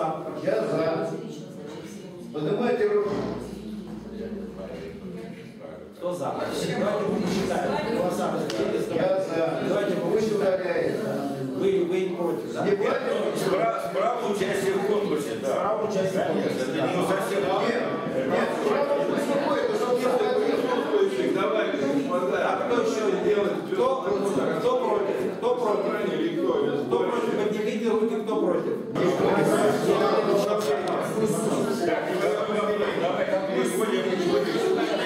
Господа Искандеровы, давайте документы сюда. Из суда, давайте на стол сюда. Что там решили, определили в суде? Тогда мы будем разговаривать с вами. А сейчас это все болтовня. Давайте сейчас облезем. Ты коллаборационист, понимаешь, нет? Ты на врага работал, не работал. Выложи документы. Дайте сказать. В конце концов, я громче могу говорить. Молчать, хватит, все. А то сейчас мы видим вообще. Ну сколько можно? Если глотка говорит, давай все сказать, да? Не кукаретку. И не надо здесь все это самое. То, что прийти, я об этом говорил. Понятно?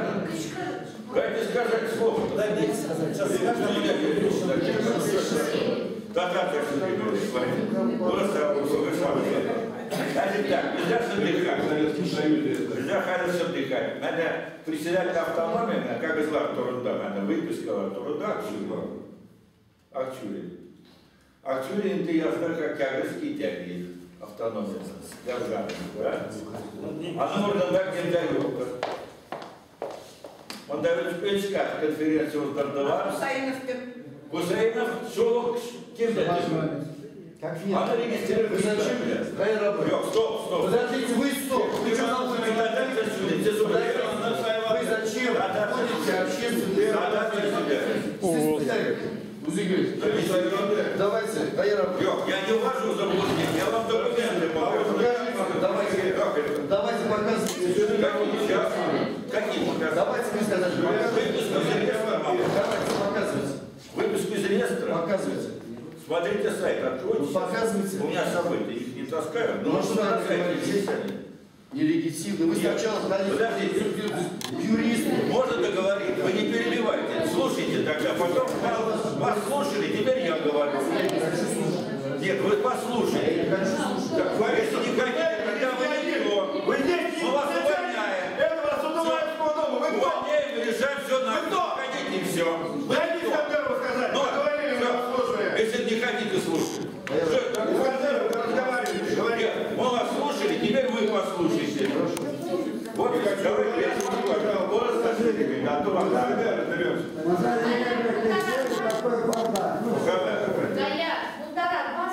Ну, мы здесь так, ну если сказать так, вот, сейчас.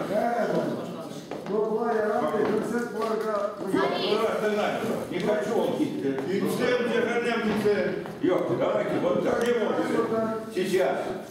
Деловой. Так, слушайте внимательно. Значит, берем реестр. Хотя я знаю, сайта я знаю. Все, по реестру. То есть это автономия Акчурин. Акчурин, ясно, заявление, Никитян видит. Так уволился. Калдарган Карим Абдуловича. Карим Абдуловича не зарегистрировали председателя. Карим делал, да. Вот. Пресс-конференция ОСД. Васида, это самое, Кемнеда управление юстиции Алматы. Значит, была кендатель. А он сам не берет. Конечно,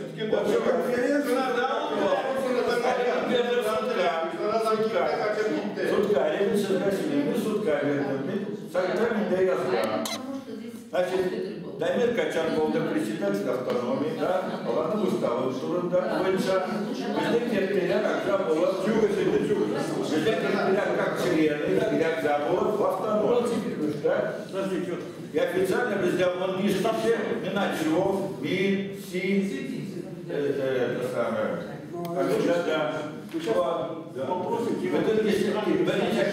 для автономии, вот индивидуальное членство.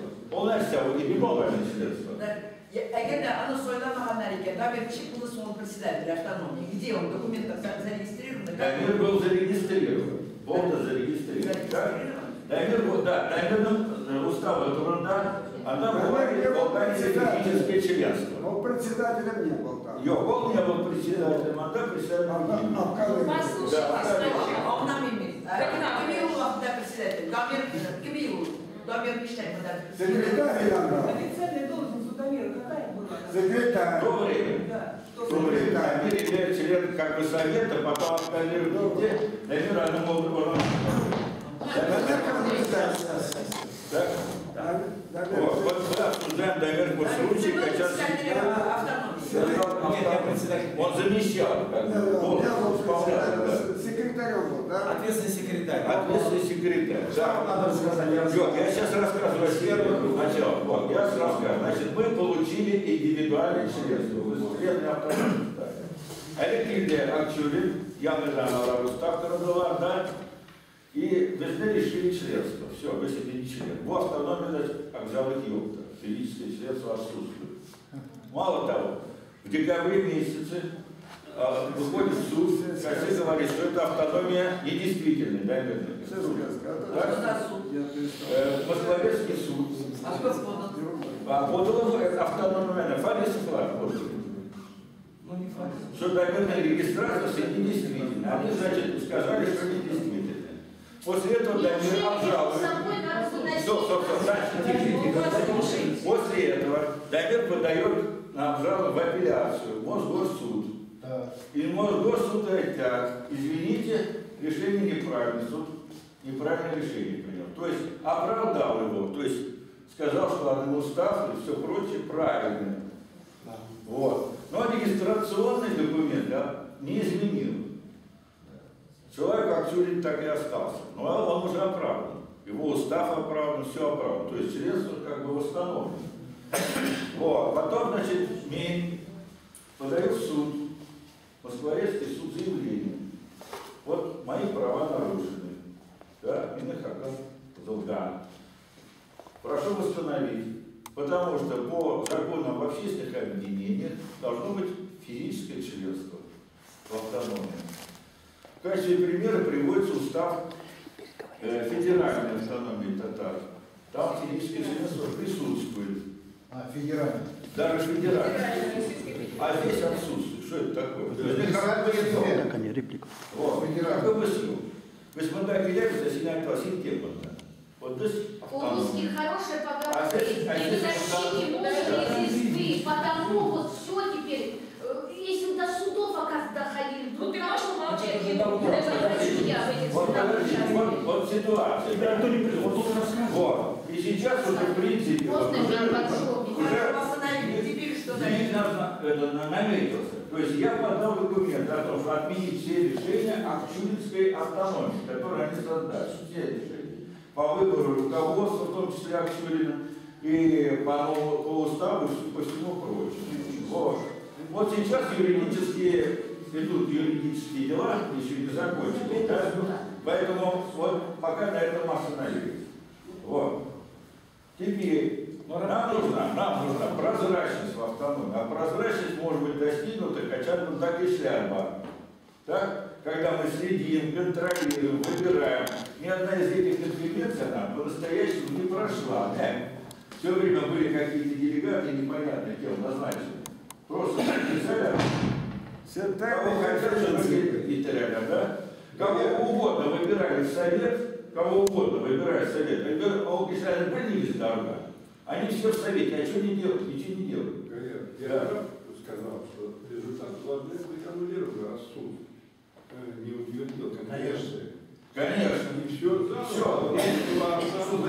назначается, созываться, выбираться и так далее. Они самозванцы. Но пока здесь действует та регистрация, где Акчурин председатель. Старая регистрация, понятно. Вот и все. Мы ждем, когда вот это все поменяется. Друзья, заранее уже надо готовиться к тому, что людей надо собирать вокруг автономии. Надо прозрачные выборы сделать, так? Надо обсуждать кандидатов на руководство на альтернативной основе. А не атамане, не атамане, тролливали. А цель потом. Сделано нормально. Да. Во-первых, хочу aytırgan bu yurtni birga bo'lolmaydi. Bu yurtni Sovet hukumatida ololmadi. Chunki u народный дом. Она Асадбай, когда построил, он продал московским татарам. А народный дом никто не отбирает. Ни коммунисты, ни фашисты, никто. А Союз народов. Так что этот дом никогда никто не отберет. И не надо лишний там волноваться по этому поводу. И по поводу вот этого ЗГР населения по конференции Латвии. Все те конференции, это все нелегитимные конференции. Но Чьярда была легитимная конференция.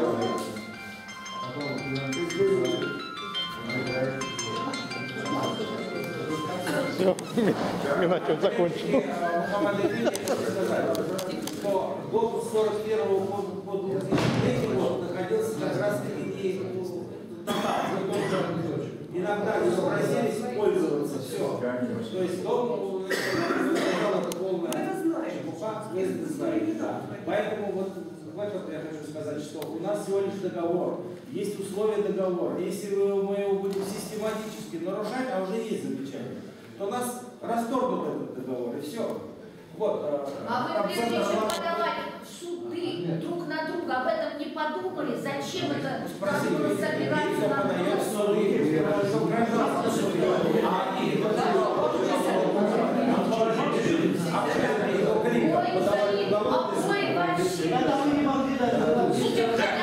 Я вам объясню. Вот хотят Ворохов на замечание. Объясняю. Вы были полпредседателя, делал совет. И вы знаете, воруетесь в автономии, давайте прекращать. Когда я была, я вообще приехала-то когда? Все это. Вот, давайте прекращать. Что вам пресса сказали? Пусть они работают, пусть все хорошо. Пусть они говорят, 10 миллионов у меня оборот годовой, вот мы все это обеспечиваем и так далее. По прессе это был разговор. Нет, когда был? Ну как, это было года 3 назад.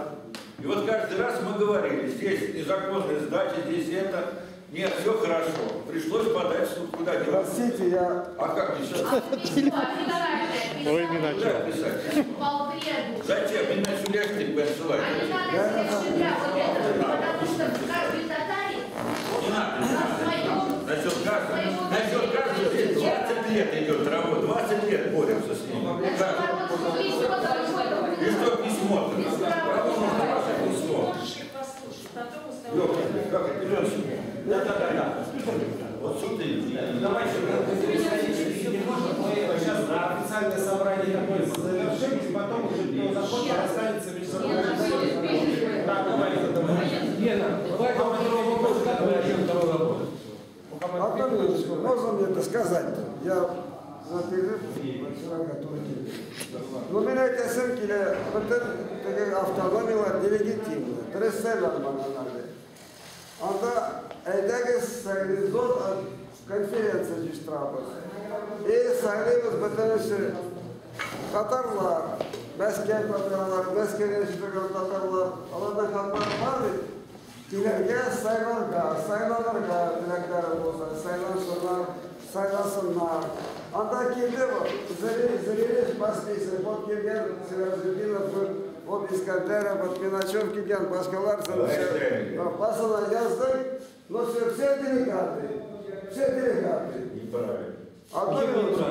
Во-первых, я хочу сказать, все эти районные автономии ваши тоже бумажные, а там тоже не имеют. Только председатель, остальные никого нет. Так что Кирекля, Кеса Тарга, Кирдемес Кеса Таргары. И всех записали, пусть они участвуют в аппарате. И вот таким макаром Госздраву с конференцию, зор конференцию на Скета Таргары. Потому что кем Келес шел Кире, всех записали, всех зарегистрировали. Лучше по паспорту, по прописке. По паспорту родить. Любовь. Так что паспорт, ну всех записали. Это раньше было в конце 60-х годов, когда был Советский Союз, да, демократия, становление, так было. А сейчас уже есть законы. Нас близко не запустят. Нет, закон это не мешает. Закон не мешает это сделать. Да. Это вот граждане собираются таким образом, а это не пройдет. Нет, Намир, я хочу сказать, вот те, которые придут, зарегистрируются, вот Пиначев, вот Каримова, вот Хасянова, все москвичи. Можно ответить? Не надо отвечать. Все записали, это должны вы заявление написать.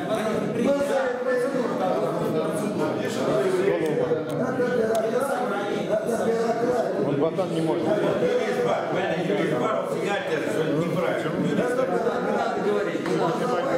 Не хватает немного. Да. Комиссию по конференции городской. Команда, блядь, это не просто так.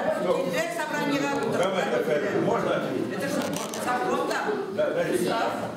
Закон трудовой вот юрист подтвердит, могут участвовать в конференции только члены автономии. Поэтому я и добиваюсь в суде, что всем дать члены.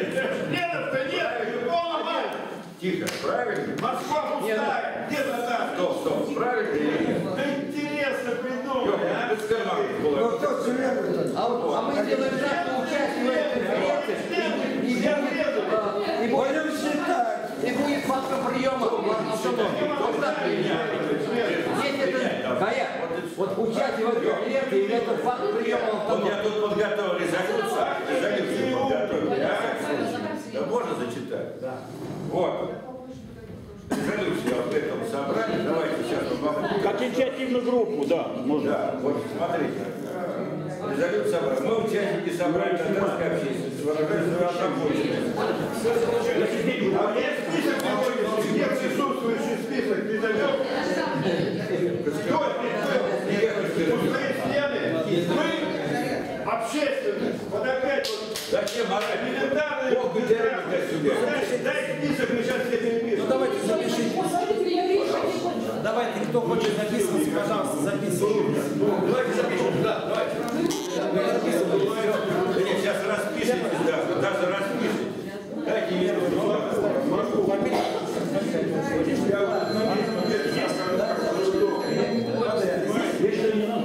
Я же пришел туда делать. Простой совет могу вам.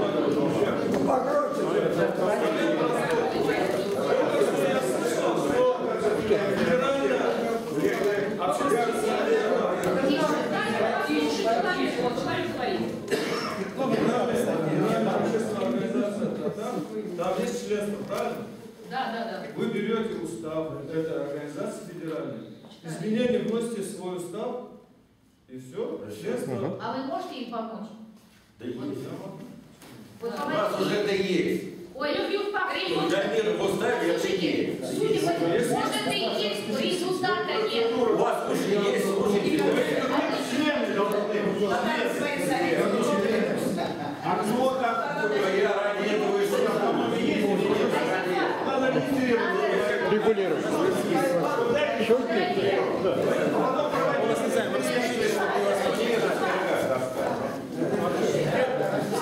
Так, резолюцию можно почитать.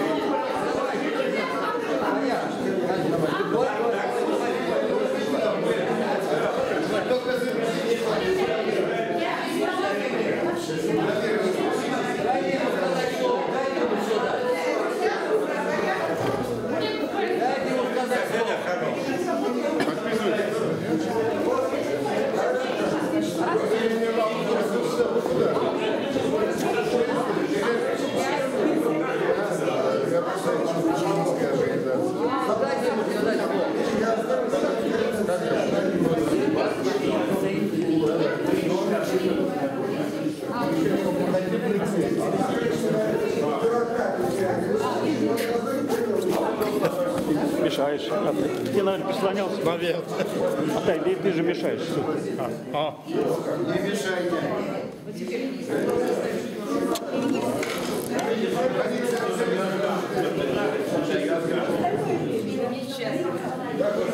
Так, внимание, можно резолюцию?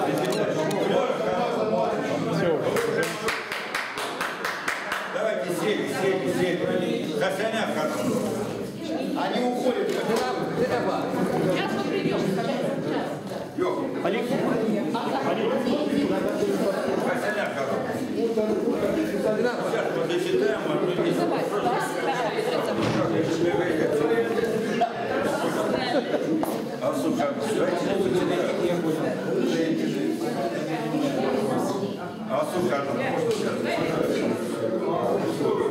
Ваше слово представляете Тимур Барсукова, председатель автономии Кумыка. Ассаламу алейкум. Дайте минуточку, послушайте. Дайте послушать человеку, говорить. Я когда видел объявление в интернете, то, что проводится совещание общественных татар, мне очень захотелось, чтобы прийти. Я думал, что здесь будет очень большой зал, здесь будет полного и места не будет. Поэтому пришел за час заранее сюда, здесь не было никого. Меня зовут Тимур Барсуков, я президент региональной общественной организации по сохранению традиций и культуры Кумыка, ОСДН под названием. Кумык. Это где же в Дагестане основная часть, которая проживает. Как у вас? У нас нет ни автономии, ни республики и ни Министерства культуры, который на сегодняшний день, когда я был в Анкаре, Тюрксое может открыть кабинет, у Татарстана есть свой кабинет, своим флагом сидит в Анкаре и культурой занимается, а у нас этого нету. А у вас есть культурный центр в Москве, этого тоже у нас нет. Есть постпредство, который 36 национальностей там общим их интересам заявления именно кумыкского народа. А вы должны гордиться, что у вас есть такой центр, и у вас такие споры уходят, вы вините кого-то, который здесь президиуме, не кого-то. Виноваты все, потому что вы не собираетесь, вас мало, а вас много. Тюркского мира вообще у нас 350 миллионов. Правильно. Собрались, кто-то не хочет, а нам меня зачем, каждый думает, там, сам культура теряется на сегодняшний день. Я знаю, что в Москве татары, которые проживают, татарский язык свой не знают. Не знаю. Они детей своих не учат языку культуры. Когда мы не знаем, я дома ставлю детям по названию инициалы ставлю, кто на русском слово скажет, я Эмиру ставлю дома. Много детей? У меня 3 детей. Иншаллах будет 5. Мы, если сами дома свою культуру не будем культивировать, мы потеряем, если мы не будем терять свой язык, мы потеряем свою нацию. Ну, оно так и есть. На сегодняшний день то, что мы своей культуры не сохраняем, вот это разговор сегодня за это появляется. Все правильно. Я сюда пришел, чтобы сотрудничать, чем можем друг другу помогать, объединяться и быть правильным во всем деле. Спасибо.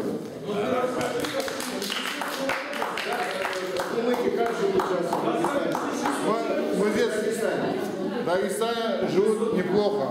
Хорошо. Мы здесь провели, в прошлом году проводили культурный вечер. Мы собрали 500 кумык, которые в Москве. Нас немного здесь, но мы собрали 500 человек. Просто вечер. Иншаллах, молодцы. Вот 500 человек были, почти все приехали, провели вечер мероприятия. Правильно? Вот это дух. Сейчас будем объединяться, будет 20 вечера, у нас будет вместе будем проходить. Вот это правильно. Предложение такое сделать, чтобы наши профессионалы, кумыки, наши братья по языку, по вере, были бы профессиональными в этом доме, взяли все в свои руки. Надо их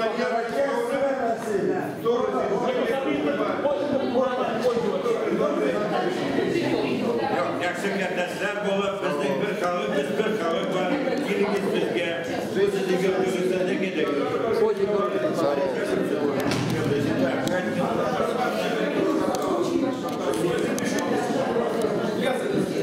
Так. председатель.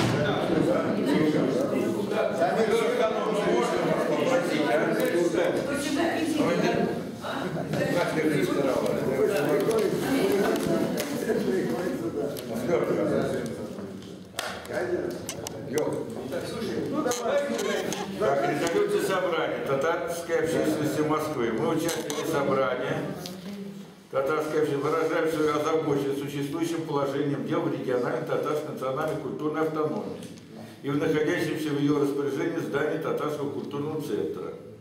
Осознавая свою ответственность перед народом за его достойное положение, а также за сохранение татарских культурных традиций и языка в столице, участники собрания решили: первое. Сформировать независимую общественную комиссию для изучения реального положения дел, связанных с финансовым состоянием Татарского культурного центра и взаимоотношениями со сторонними организациями, работающими в помещениях ТКЦ. ЗАМА, студия Босса Нова, Нестрой и другими. Это первое. Нет возражений? Второе. Потребовать проведения инвентаризации всего имущества Татарского культурного центра. Мухаммед Афанди. Сейчас. Ну сколько может, Дайте, вот давайте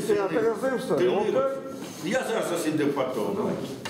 Потребовать проведения инвентаризации всего имущества Татарского культурного центра. Это важное дело. Потому что он висел отряд, был китап там ада язмага, не китап Нурды, техника Нурды, это не сорла бы так далее. Третье.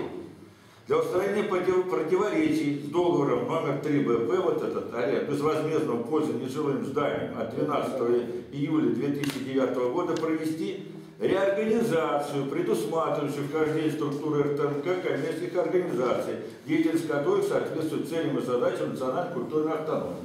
То, что мы решали.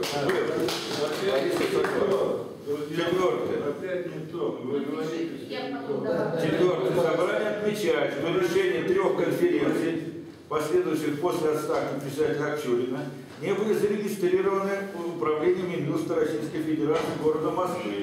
Таким образом, в настоящее время руководство РТНК легитимным не является, что требует со стороны общественности особого внимания.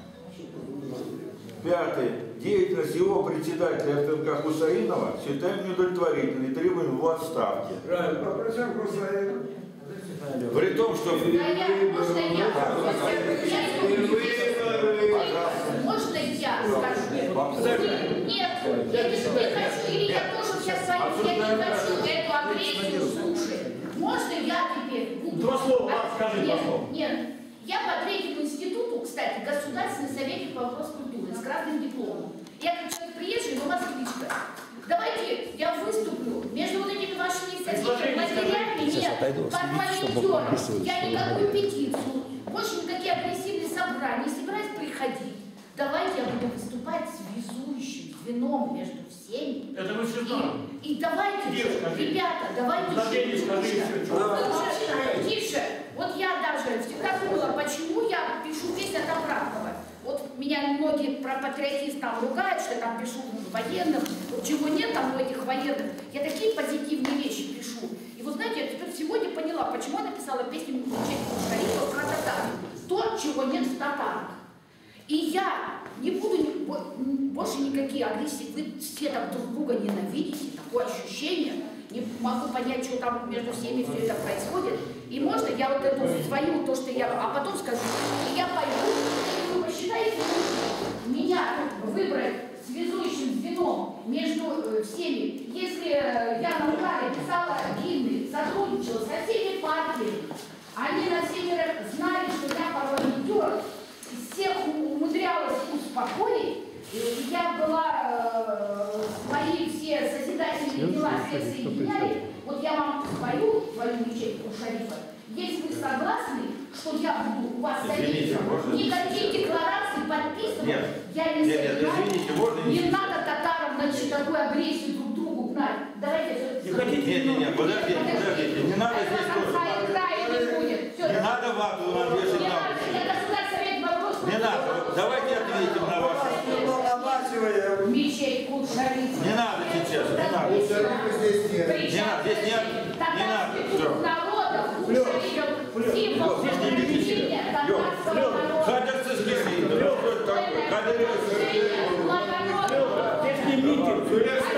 Неблагородные люди, я не знаю, агрессивные. Если собираетесь дипломатию проводить, вы здесь ничего не понимаете. Зачем вы это говорите? Я достаточно понимаю. Я ничего не понимаете. Достаточно посмотрела. Все. Достаточно. Вот, посмотрела и все. Больше не надо. И мои победы говорят,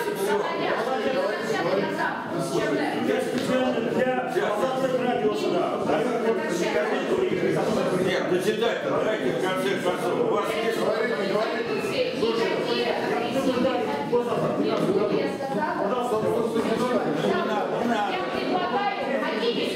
Не хотим.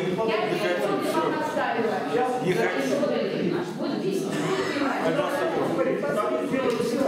Никому татары не нужны. Слушай, дома освобождали всем. А татары никому не нужны. Говорите, все слушают.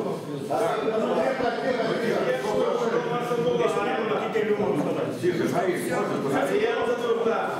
значит, деятельность председателя РТНК Хусейнова считаем недостоверной и требуем его отставки. Кто за это предлагает? Так, насчет Хусейнова. Или кто-то еще в защиту Хусейнова хочет сказать? Вы считаете? Так. Алло. Продолжай. Да нет, ну хоть чтобы все слушали. Все слушали, что ты должен тянешь? Давай. Вот болтай. Ну и что, пусть болтай. Вот Мединчин, еще не. Да ты что, как ребят? Шестое.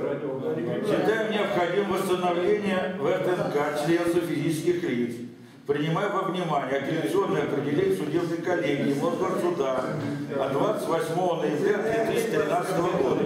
Мухаммад Афенди, ну нельзя так, ну. Верили, чуть не потеряйте, ну.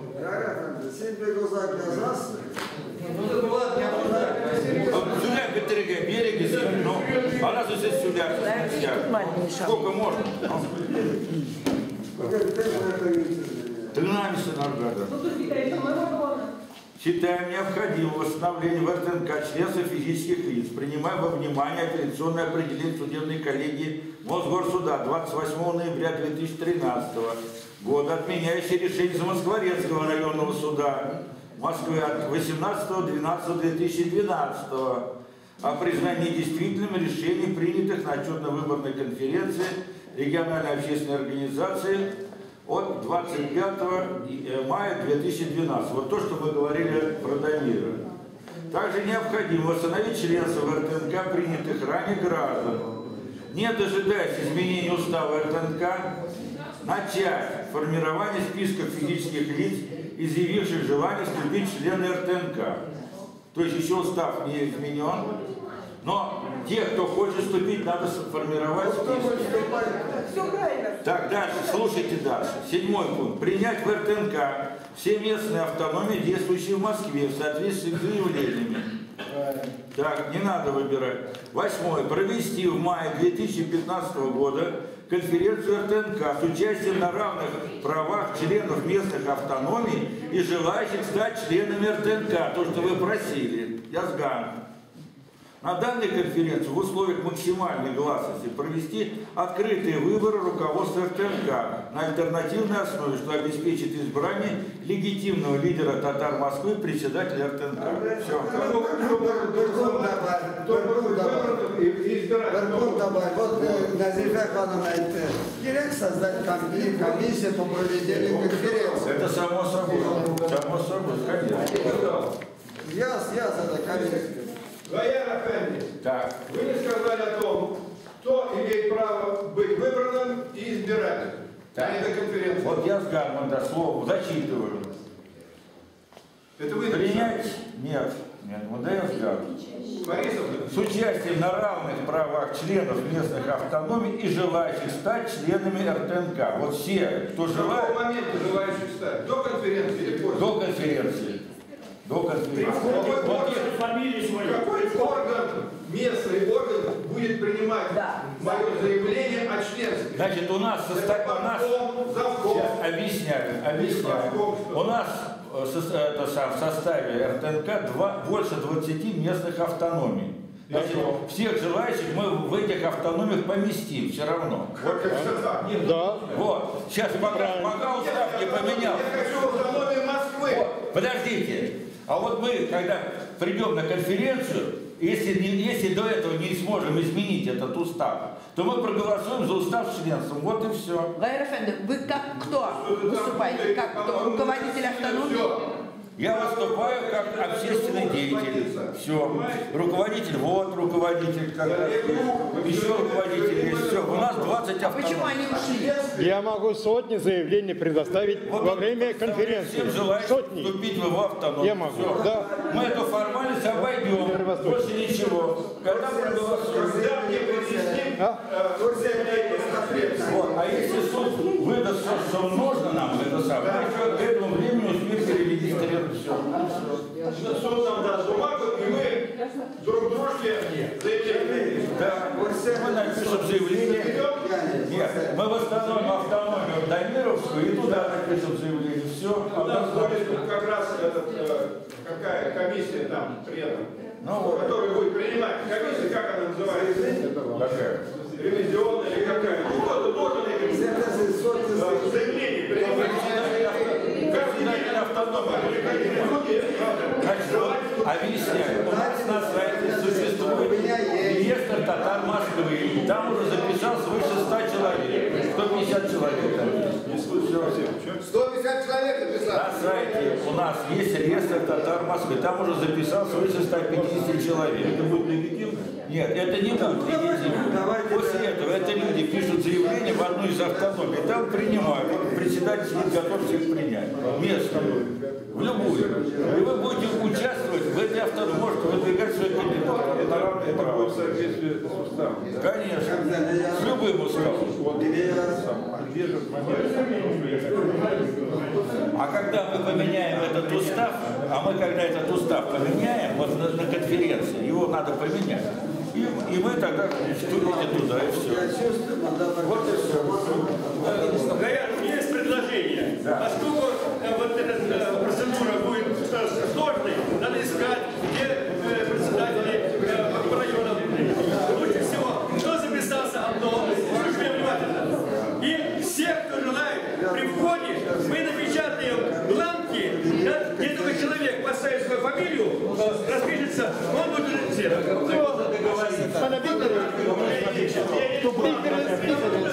Так, это по всей автономии. Вот правильно. Напечатаем заранее эти бланки и тогда исполнять. Да.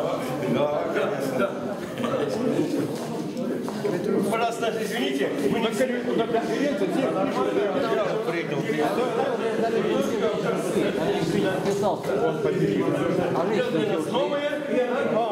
женщины не стал, все ушли, а вот эти, которые... Демократия, да? А кто их не подписал? Они сами многие не хотели.